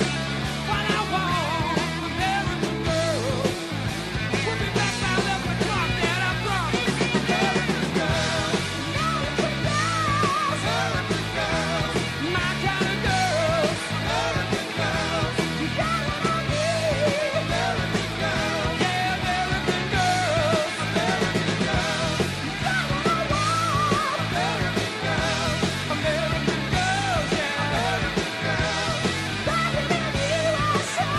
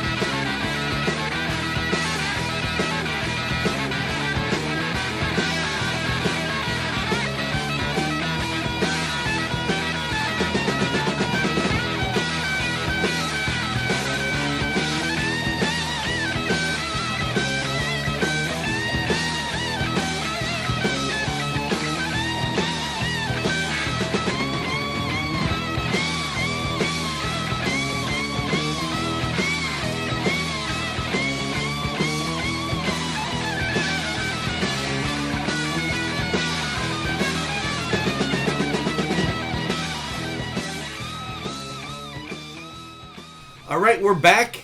Hope you guys enjoyed a little Triumph there, American Girls. I didn't listen to that song in a long time, and I put it on today, like friggin' rocking, like the soloing in that song. is just I thought the drumming in it was kick-ass. like, whoa. Triumph's always good. Yeah, Triumph is Yeah. great. And actually, you know what? I never even thought of Triumph. That could have been a band that I could have put on my first list as well. Gary, thank you for picking that. We appreciate it. You picked a good one. Not as good as Bolero. That Brad faked us out with a couple weeks ago. I was like, what are you picking this for? It's like 10 minutes long. Dylan's Yeah. gonna have a stroke. But okay, so for the second part, we're gonna do like concert regrets, like ones that you wish you saw. Like if you know, well, we'll get into it. We'll see. And I because BB asked me what he what counted. And I was like, anything pretty much counts. I mean, I just pretty much put ones down for the most part that were still alive when I was alive that I was possibly able to see, but didn't. So and BC, you came up first in the rotation on this one. What do you got? I see everything. BC Oh, goes to you're everything. good. You're good. After he saw Pretty Maids on the Monsters Rock Cruise, he was good. Saw Pretty Maids and life was good. Yeah.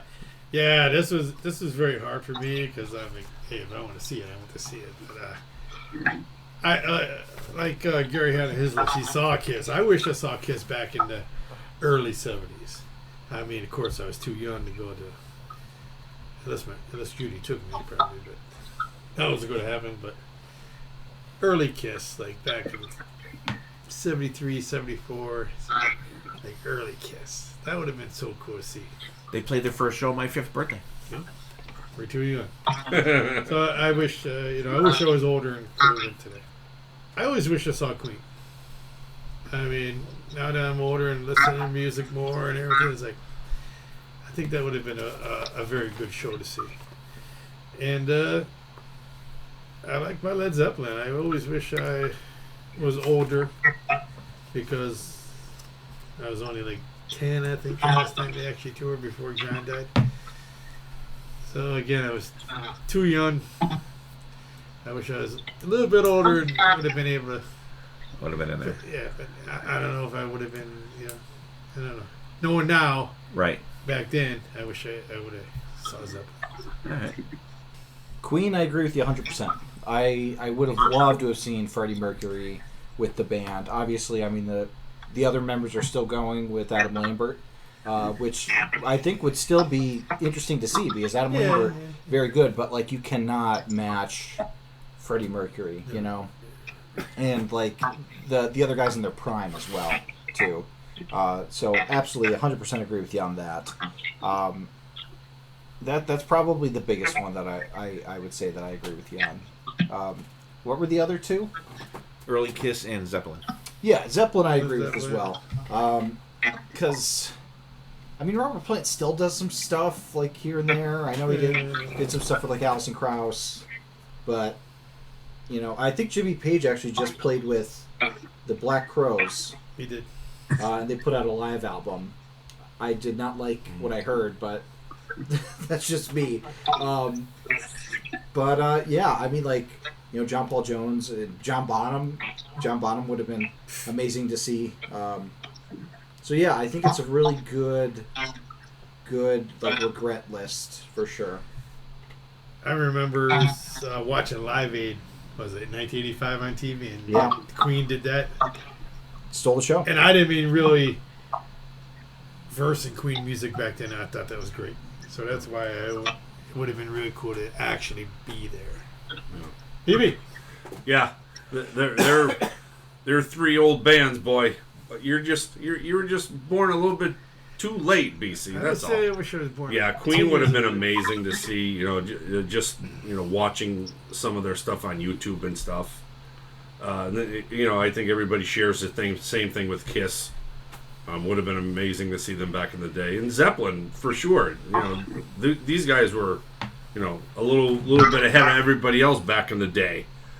Just to see these guys jam in some little theater would have been crazy, but yeah, for sure. All right, Gary, what do you think?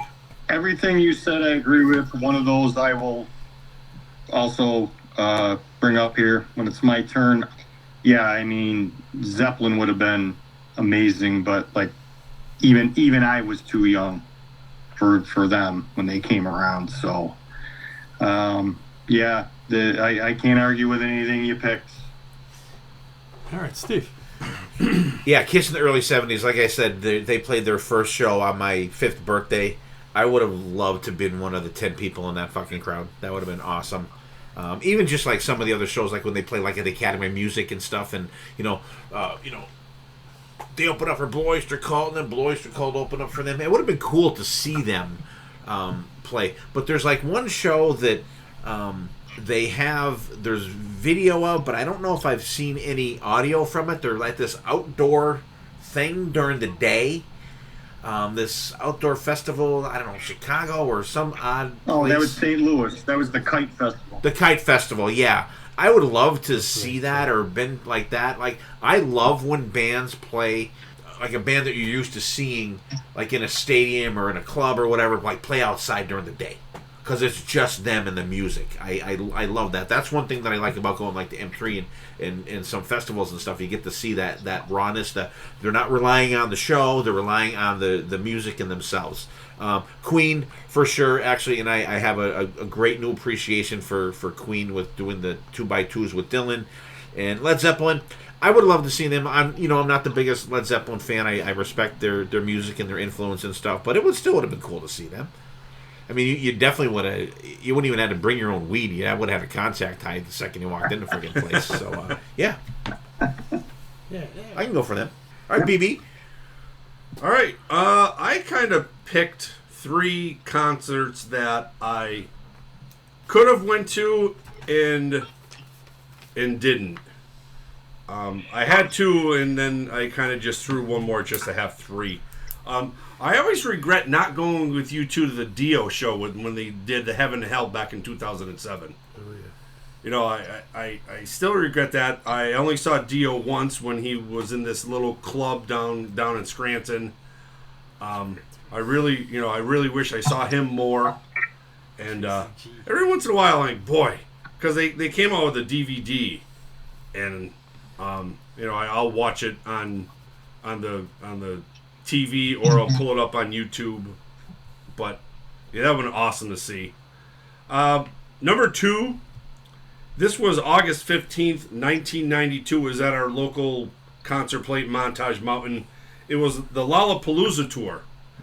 And my buddies were going, and me and my mom and dad, we went to visit our relatives in Virginia.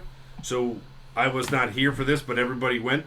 A couple of the bands that were there: Pearl Jam, Porno for Pyros, Red Hot Chili Peppers, Body Count, STP, and Soundgarden. So that was a big day, that I missed. And my biggest regret, this was all the way back in 1990. I was still in high school. I was a junior in high school. And this girl that I was hanging out with was going to the Allentown Fairground. And I think this band was opening up for Bad Company. The Damn Yankees. Always regret that. Still to this day, I regret not seeing the Damn Yankees. A set list that I found, I found the next day. They didn't have the actual one from Allentown. They did Damn Yankees, Bad Reputation, Come Again, Mystified, Pile Driver, which would have been fucking amazing to see. Then, of course, they have to do the 3 covers of Renegade from Styx, Don't Tell Me You Love Me from Night Ranger, and Cat Scratch Fever from Uncle Ted. And then they close with Coming of Age. And every once in a while, I'll see this girl, and she'll just bust my balls. Hey, remember that time you didn't go see Damn Yankees? I'm like, yeah, I remember. She goes, it was awesome. But, It was a great day. Yeah, it was a great time. But yeah, there are definitely three bands I would have liked to see. All right, BC. Heaven and Hell. I mean, that was a good show. I think the Murder Dolls opened up that, didn't it? No, that was Rob Zombie. Was Rob Zombie and Alice Cooper. Okay. Because I was there. I want to say this was Queensryche and someone else. Yeah, you're right. Anyways, Might have been Queensryche and Alice, I think. So that might be why you're thinking. Maybe, because yeah. Alice Like I said, was they're all involved. everything's turning Joe upstairs. I mean, Dio, he goes without saying. I mean, we saw him, like you said, a club. That was really good. Damn Yankees, that's another one. We caught them open up for Jacko. Great show. Lollapalooza, a lot of good bands there. Jack will open up for them. Jack opened up for Damn Yankees. That'd be all right. And then Lollapalooza tour. There's some good bands there, except for that Porno for Pyros, a peripheral piece of shit. Piece of shit. I knew that was coming. BC's I heard that. I'm like, irrational hatred of Perry fuck Farrell. you, Perry, It's not Perry, bad. this fucker. God damn it! It's very rational. It just brings out anger in me. I don't know why. Apparently it does. It does. All right, Gary. Does any of these 3 bands interest you, sir? I know maybe not the You make me Lollapalooza feel so old. much.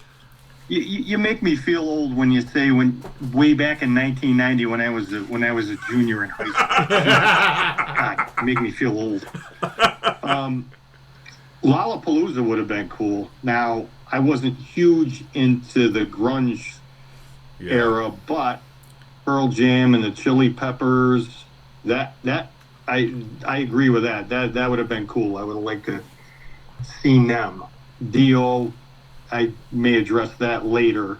Damn Yankees, I saw Ted back in the late 70s, early 80s, so I got original Ted. So Damn Yankees never really did much for me, but I could see where you would dig it because you kind of got the combo of Styx, Night Ranger, and Ted all thrown into one there. So that probably would have been cool.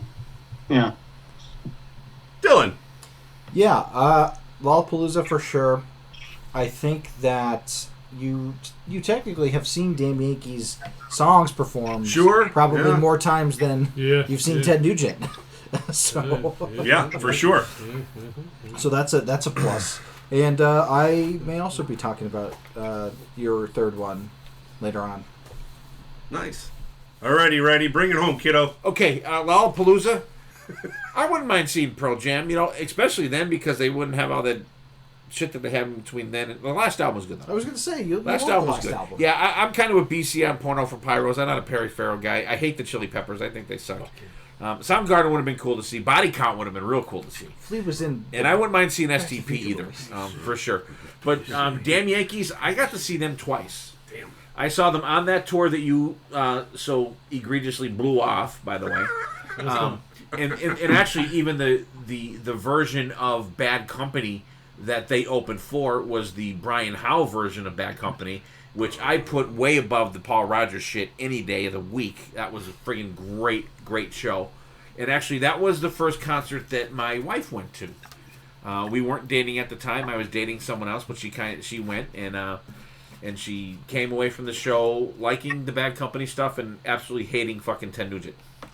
And then we saw them open up, and then we saw Jackal open up for them for when they headlined, which was friggin' fantastic. And Dio, Heaven and Hell.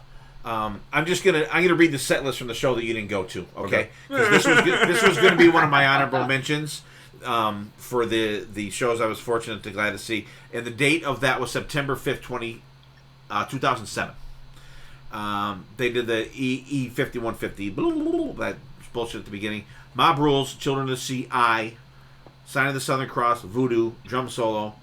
And actually, the drum solo was actually pretty cool because Vinny had these floor toms on the side that kind of were on these pivoting things. It was actually pretty cool.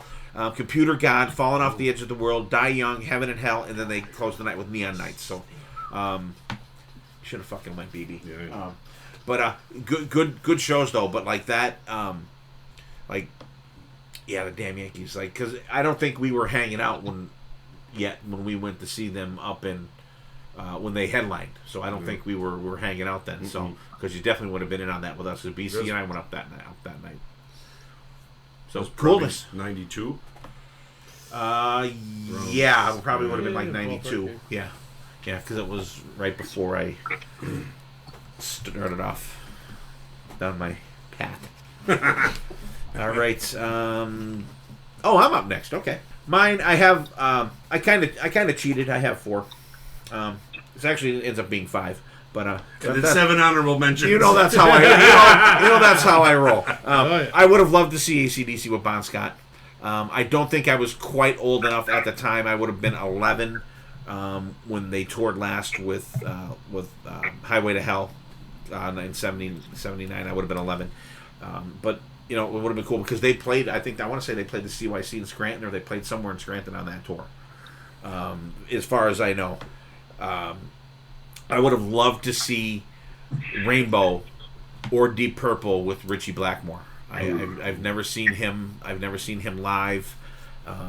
86. I could have probably seen Deep Purple at some point when they came back with Perfect Strangers, and if I was still in really good with Ed and Chris Jankowskis, because they ran the merch and everything for Deep Purple for years out of their garage.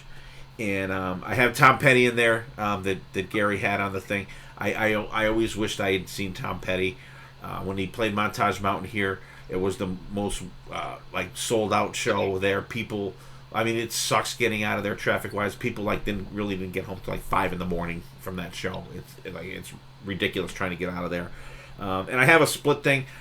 For as big of a Maiden fan and Priest fan, I would have liked to see Maiden with Blaze and Priest with Ripper. Just to say I did. Just to see how, cause I mean, now both bands, they're going from playing freaking stadiums to playing theaters and shit like that. So I would have liked to see those guys, because there's I haven't seen a lot of live stuff with Blaze, but there's friggin' 2 live albums with Ripper from Priest, and there's the one DVD that me and BC talk about all the time where they filmed the sound check. It's fucking fantastic. So that's what I got. What do you think, Gary? Wow, I gotta tell you, this is why I love doing this stuff. Now, two that you mentioned, I'm gonna address, but I could put 100 people, 100 Maiden fans in a room and say, what would you love to see from Maiden that you never have? You might be the only one that said just what you said, with Ripper. Oh my God, that is just, that's cool. I mean, that's just really cool. Who the hell ever thinks of that? That's great. And of course, Tom Petty, I was there, so yeah, that's great, Steve. Jesus. All right, Dylan. Yeah, I agree with you on AC/DC for sure with Bon Scott. I agree with you with Ripper. I don't know if I would care to see Blaze Bayley with, maybe if it was like for Virtual 11. Like I don't think I would want to see the X Factor Blaze Bayley. Those songs are just too plotting for me. But maybe for Virtual 11 because I like those songs a lot better. Yeah, Richie Blackmore would be. You could see Richie Blackmore do folk stuff. What are you talking about? I'd rather not. Some things are better. Yeah, but good list. BB. Yeah, definitely AC/DC. Love the Bon Scott stuff. Rainbow or Deep Purple. I would have loved to see Joey Lynn Turner like the Deep Purple back in the day. Oh, yeah. You know what I mean? Any combination of Rainbow would have been great for me to see. I like all of them, and I would actually rather see either the Joe Lynn Turner or the Graham Bonnet because I've seen Dio himself before do some Rainbow stuff. But I just like Richie was the main thing I wanted to see. But all the other singers I would love to see because we interviewed Graham Bonnet. He was cool as fuck. Yeah. Tom Petty, of course, we kind of touched base on him. Yeah, I'm kind of with Gary. I was kind of surprised, but I'm surprised, but not surprised, because you would wonder, what it would be like. I'm sure there's videos out there, like you guys said, and I'm really surprised you guys didn't see Ripper with Priest. They never played around. Never played around. No. Not that we know of. Not that we didn't want it. Yeah, but yeah, great list. All right, AC/DC, Bon Scott, that goes without saying. I think that could be a group pick, yeah. Rainbow or Deep Purple with Richie, that'd be cool. I agree with that. Tom Petty. Maiden with Blaze. Priest with Ripper, that's a definite. I would have loved, because I love those two albums. They're so heavy. And I think he fit the band good. All right, Gary, what do you got, buddy? Okay, so mine's going to be it's kind of a combination of things. All these I'm going to mention, I had a chance to see them, but for whatever reason, I don't know why I did not. I wish I could tell you why I didn't, but I didn't. So, and few of these you guys have addressed. So, the third one would be Queen with Freddie Mercury. He played in my area twice in the early days that I could have seen him. He played in 80 and 82 around here. And why I didn't go, I don't know. I was a big Queen fan growing up, and I just wish I would have went to one of those shows. I did see Queen in Cleveland with Adam Lambert, and it was good, but it wasn't Freddie Mercury. So, Second one, I did see the show, but it wasn't who I thought I was going to see. So that would be Randy Rhoads. So I went to Ozzy in Buffalo, and that was in April of 82. And Randy died in March of 82. But of course, back then, no internet, none of that stuff. We had no idea that Randy died. So we got there, we're at the show starts, and you just knew right from the get-go, because they started off with, I don't know, like, who the hell's this guy? It's not Randy Rhoads. Who is this guy? And it just had no idea. It ended up being Bernie Torme, and he only played 7 shows before Brad, what was his name? Brad Gillis. Gilbert? Brad Gillis. Yeah, Gillis. So where he came in. So it was just a really, really weird thing that, I saw a classic Ozzy show with his first 2 albums, but it wasn't Randy Rhoads, and I didn't even know it till, after I got home. I just had no idea. It was really weird. And then, like you guys have all said, number one for sure for me is AC/DC with Bon Scott. I did have a chance. They played here in '79, and I did not go. I don't know why I didn't go. It wasn't an age factor thing because my parents really didn't have a problem. I would have been 15 then. So it wasn't an age thing. I just don't know why I didn't go, and that's just a huge, huge regret to this day. Just saw AC/DC last week in Cleveland, and they were fantastic. But, God, I just wish I would have saw them at Bon Scott. What do you think, Dylan?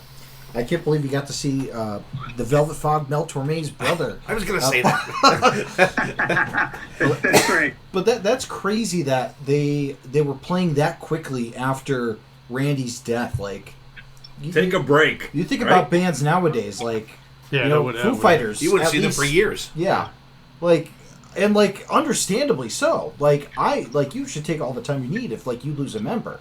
But like that's crazy that it was like a month after. That's nuts. Yeah, that was a great one. Of course, AC/DC with Bon Scott, and of course Freddie Mercury with Queen.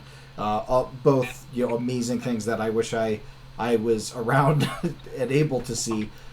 Freddie actually died the day after my birthday, like 2 years before I was alive. I'm pretty sure 2 or 3 years before I was alive, because it was 91, was it? I think it was 91. Yeah. Yeah, it was 91 because he died the same day as Eric Carr. Yeah. Oh. Yeah, it was November 23rd. So it was like my birthday's the 22nd. So Right.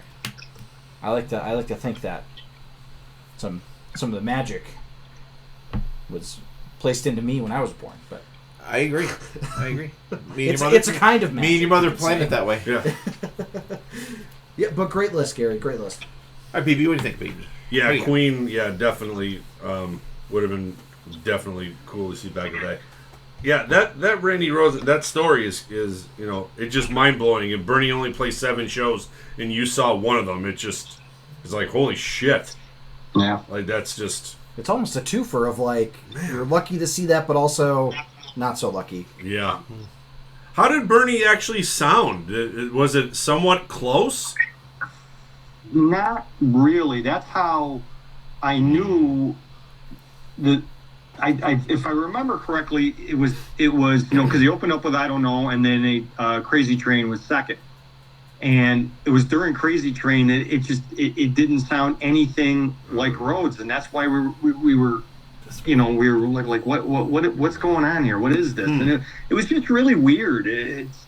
It's not like I was in the third row, I was in like the second deck, so it was a distance. Right, Couldn't sure. really see close, and it was just strange. I mean, it's just hard to explain. It was great to hear Ozzy because those 2 albums are unbelievable.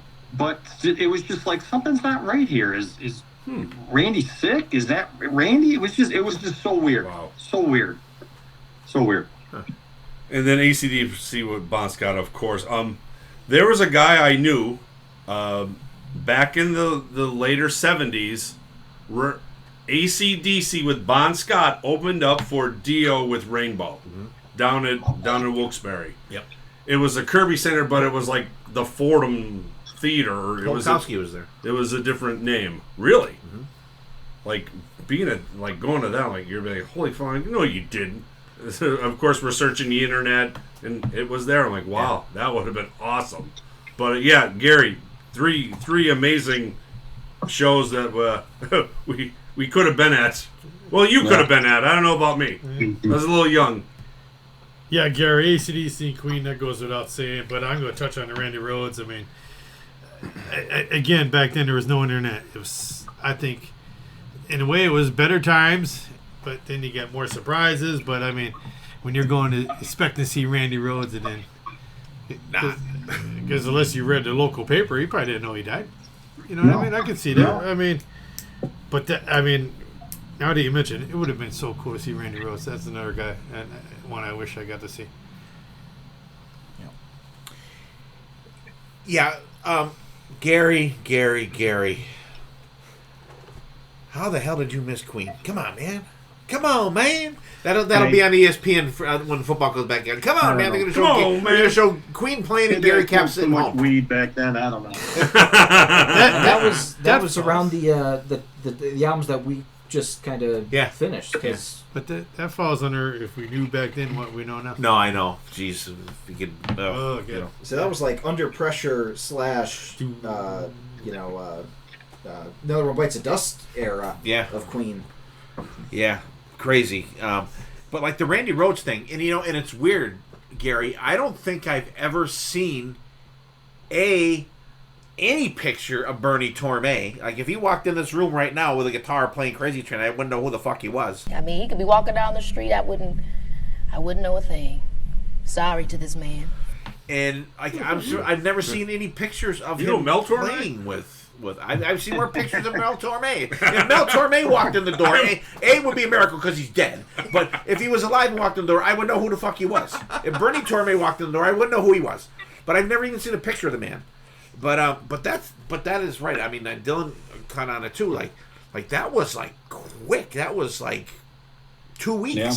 right? That seems- Essentially like 2 weeks. It almost seems kind of callous, but I'm sure. Yeah, well, you know, yeah. It but might I have mean, been a that's- situation of like, hey, I just want to work. Like I don't want to have to Yeah. like deal with Think that. about yep. I think yeah. the world was different. Touring was different back then. I think. Oh, yeah, yeah. Things were booked. You had commitments. You played, yeah. Yeah, I mean, And I touched on AC/DC with Bon Scott, and yeah, Queen would have been cool to see. I mean, especially like you listen to like Queen Live Killers, and this was like after that, but still like there's some ripping shit. So I'm sure they were doing like the fast version of "We Will Rock You" and "Get Down, Make Love." Like those songs are heavy Queen. So cool list. Thank you. Cool list, but like damn. Yeah. All right, Dylan.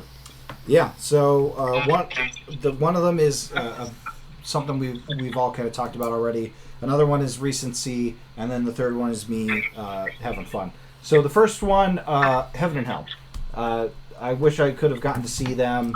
Could have gotten to see Dio in general, because I've seen, of course, Tony Iommi and Geezer play with Ozzy with Black Sabbath. So I've seen that, but that was one thing that I kind of regretted. The second one, recently, Coheed and Cambria and Mastodon just played Montage, but I wasn't feeling good, so I missed out on that. And Coheed covered Mother by Danzig, Dad. Oh, really sorry, I missed that. Yeah. And then the third one is A Day That Lives in Infamy, June 12th, 2014. We were at the FM Kirby Center. I'm calling this a concert regret that I regret that I didn't go. That I did go to it. Guitar Gods, featuring Ron Bubblefoot Thal, Gary Hoey, both great parts of the show. Yngwie Malmsteen, however, was not a great part of the show. And also, Uli John Roth was supposed to play, but couldn't get his visa, I think, sorted out. So they had like a country band at the beginning fill in, which They were set weird. the tone very strange. But then they had another one. There was another instrumental band. There was too. another instrumental band, which was a little closer, but still like not guitar god, And then Bumblefoot played, and like the sound check they did like Iron Maiden, which was fun. And then the rest of it was fine. Gary Hoey was great. Gary Hoey always brings it. And then Yngwie's set was just god awful. There was the 90% Marshall stacks on the stage, and the 10% the rest of the band, and 5 minutes each break between the songs was longer than the song itself, because Yngwie had to switch out guitars or retune or something, and the poor bassist was struggling to come up with. How about the maestro? And they had Bumblefoot and Gary Hoey on stage to perform like one song. They were like shoved behind the drum riser basically, and then they left. And then Yngwie played another like 12 hours. It was the most empty I've seen a venue as we were leaving, because everybody was kind of like trickling out there again. And yeah, so that's a concert regret that I regret going to. But I love that I got to go there, because it's a fun story. It's it's fun to talk about. And yeah, so those are my three. Gary, what do you think of those? That's a very interesting list, Dylan. That's Mastodon. I know nothing of them. Obviously, anything that involves Dio is always on a list. And the Guitar Gods thing is interesting because Gary Hoey and Bumblefoot, I know of them. I've listened to some of their stuff. I like them. Not a big as you were saying, Yngwie. I'm just not. I'm not in Yngwie. I mean, I think the only song I even like that he does is the one with Jolyn Turner, the big one there. Heaven Tonight? Yes. And that's it. So, very, very interesting list, though. Thank you. BB? Yeah, I think I would have liked to see the Coheed and Cambria. I'm not sure about so much about Master Dom. They're a little bit too cookie-ish for me. But Yngwie, I've seen him, and I know the boat you were in. I wasn't at that show, but I've seen the shit show that Yngwie does now, and of course, I do regret the Heaven and Hell from 2007. But yeah, I feel you, kid. Were you the one that was standing next to me when Yngwie was playing at M3? I just said you saw that at M3. I saw, yeah. Like Same on the show. steps, and I'm just like, this is such bullshit. Like, come on, Yeah. play something like that's a song. Yeah, and then he threw the guitar at the guitar tech, and the guitar tech dropped the it. fucking guitars. Like, oh, you're fired. That's your last day working? BC. Oh, yeah. Heaven and Hell. That goes without saying. Coheed and Cambria. They just played like recently? Yeah, they week. just played montage I remember seeing it listed. last weekend. And you did. they're I think playing you guys shows on both montage saw Coheed open for Maiden. Yes. I think Who? you saw Coheed and Cambria The opener for Maiden. opening for Maiden. That was in Homedale? Homedale. Yeah, I think so. Oh. You You also saw saw Dream Green Theater Memory. with Mike Portnoy. No, I opening for didn't. Maiden. No, we didn't see Coheed and Cambria. It was Trivium. Oh, but Trivia. I thought you did see Coheed at them. I think they played one show. We stayed out in the parking lot or something. It was heavy traffic. Well, I'm sure they were better than fucking Raven Age. Trivium was fantastic. Trivium, We saw them with Bullet. But yeah, and then Guitar Gods, like you said, it was good. And then there was Yngwie. That show that never ended. It was like 3 times the amount of set that the other people had combined. Oh god, yeah. Same thing over and over. That was probably one of maybe 2 times my whole life. I was like, "Is this show over yet? Look at the I just one- want to go home. I just want to go home." Yeah, Heaven and Hell talked about those guys. I wish you came with us because it was fantastic.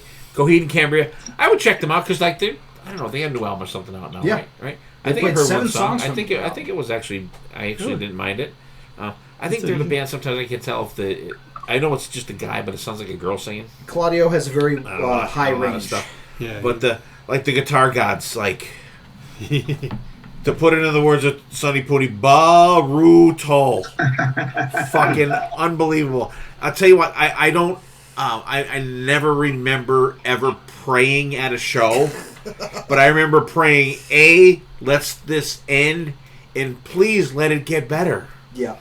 Like, I thought, I went into that show with the thought that it was going to be a G3 kind of thing. Like, you'd have Satriani, and Yngwie's been on the G3, so it would be like Satriani and Steve Vai and Yngwie, so I thought it was going to be Yngwie and Bumblefoot and Gary Hoey, and they did come out. They did come out. They played Burn. Yeah. Gary Hoey and Bumblefoot probably got 2.5 bars between the two of them, and then Yngwie soloed for another 8 minutes in the song, and then they went off the stage. Horrible. Unbelievable. And I was the most shocking thing, not the most shocking thing, but one of the most shocking things of that show is you go to a show at this venue, you're out of there by 10:30. Yeah. Latest. They played till 12:30 a.m. I was like, what the? Because like we stayed to the end because it's like it's got to get better at some point. they're It just coming back never, out, right? it never did. It was oh my god, it was fucking brutal. But yeah. So way to end on a sour note. Good job. But guys, this was friggin' fantastic. We'll wrap up. Gary, we'll go around the horn here. If you have any honorable mentions for any segment, just throw them out there. we'll wrap up and we'll get out of here. Go ahead first, BB. All right, first, Gary, thank you. Thank you for coming on, spending some time with us. Thank you for interacting with us on Facebook. Thank you for all the things you said. Just thank you for being Gary Cap. Thank you. Yeah, this was a great This was a great idea, and I can't wait to hear your next idea, because I'm sure you will be on again. But yeah, everybody had a great list of stuff you regret, stuff you missed out, but also kind of stuff you saw. Just going down memory lane, just remembering some of the great fucking shows you went at, and then kicking yourself in the ass that the shows you didn't go to, or like BC just said, not knowing what you know now. Yeah, this was a great show. This was a hard one, but it was an easy one to do, and a great idea. And once again, Gary, thank you for the idea. Thank you. Good. Yeah, Gary, fantastic having you on. Awesome idea. I think that talking about concerts is always a great way to get a gauge on a person, musical taste, and I love, kind of thinking like, what if I did catch that concert? Like, how would that have been? Things like that. So it was really fantastic. But thanks, Gary, for coming on. Really appreciate it, and thanks for being such an avid listener. You're welcome. All right, Gary, give us your wrap up, and I don't know if you have anything to plug or nothing, or if you do, let it rip. And what do you got to say for us, my friend? No, I'm just a fan. I'm a fan of you guys, your podcast. It's always fun. You got great topics, and again, you broaden my horizons in music, which is a good thing because I'm as I've said before, I'm in this sort of musical box that I've been in since I was 15 years old. So it's nice to branch out. It's nice to go down the road with everybody and try to remember all the great concerts you went to and ones you wish you would have. And the thing is, and like I said, I saw AC/DC last week in Cleveland, and the clock's ticking. And so I always try to go to as many shows as you can because time just flies by, because I'm sure you guys were going down your list and looking at a few of these shows and thinking to yourself, Jesus, I can't believe that was 30 years ago, So this was a lot of fun. I appreciate you having me on. I'll certainly try to come up with another topic down the road. I don't know what it would be, but I'll think of something. BC. All right, Gary, awesome having you on. And this topic was very cool, very fun. It made you dig deep into your mind to remember half the things. And when you mentioned the Eagles, that popped in my brain that I saw them back in September 14th in 1994. They did. Glenn Frey did solo songs. Don Henley did solo songs. Joe Walsh did solo songs. It was 27 songs that night. And the show, it was 3 encores. The show it was the opposite of the Envy Moms team. We were praying for the show to end. You were just like, yeah, this keeps going. It was great. And that was at Hershey Park Stadium. I don't think that's there anymore, is it? Yeah, it's there. Is it there? Yeah, that's where that was. 1994. Was that the Hell Freezes Over tour? Yes. Okay. All right. Yeah, Gary, thank you so much for coming on, giving up your time. I know everybody's busy, got a ton of shit going on. Appreciate the topic, and don't worry, I have a notebook that I keep for the podcast for everything. I have like 3 pages of show ideas, so that's we'll never the well's pretty full. So we'll absolutely have you back. I appreciate you giving up. Like I said, I appreciate you giving up your time, coming on with us. It was great. And I gotta say, sometimes when you have someone new on the podcast, you're like, you're kind of not. You don't know how it's going to go. This went awesome. I had no doubts of this one, that I didn't have that feeling at all. And you fit right in with the guys. So consider yourself Potter Than Hell family right now.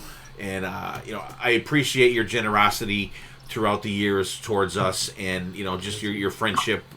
And I hope that one day we do get to meet in person and hang out. And actually, I got to tell you, we're thinking of maybe later this late summer, maybe of shooting up to Buffalo to catch a Bison's game up there. If I do, I will absolutely get in contact with you, and we can hook up there. Absolutely. And yeah, so we're as you know, we're big baseball fans, and honestly, I prefer minor league baseball over Major League Baseball any day. And I appreciate you. Awesome topic. So cool going through here. Like I said before, I'm like, oh, this is gonna be easy, and then it's like, oh man, like what? How do I choose? How do I pick from the shows? Because like you think of one show, and then boom, that ignites another show. Especially like back in the first 4 years, I want to say my first couple shows were within the first, except for the Asia show, like the first like 5 or 6 years that I was going to shows, and it's kind of coming back around, because back in the day, between Allentown Fairgrounds and Broome County Arena, it seemed like I seen so many shows I could literally get in my car and say, okay, go to Binghamton, okay, go to the fairgrounds, and like you would, like your car would like be like Knight Rider, it'd automatically fucking drive you there. That's how many shows there were, and I think Kicks opened up for like 3/4 of those shows, I think, throughout the years. So, but always great I love talking about concerts. I love live music.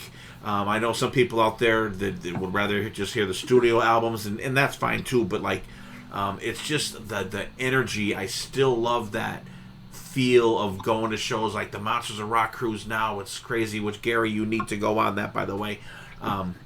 So once again, Gary, thank you. Awesome having you on. Dylan, thanks for all you do. BCBB, always a pleasure. This is great. I love being in the room here.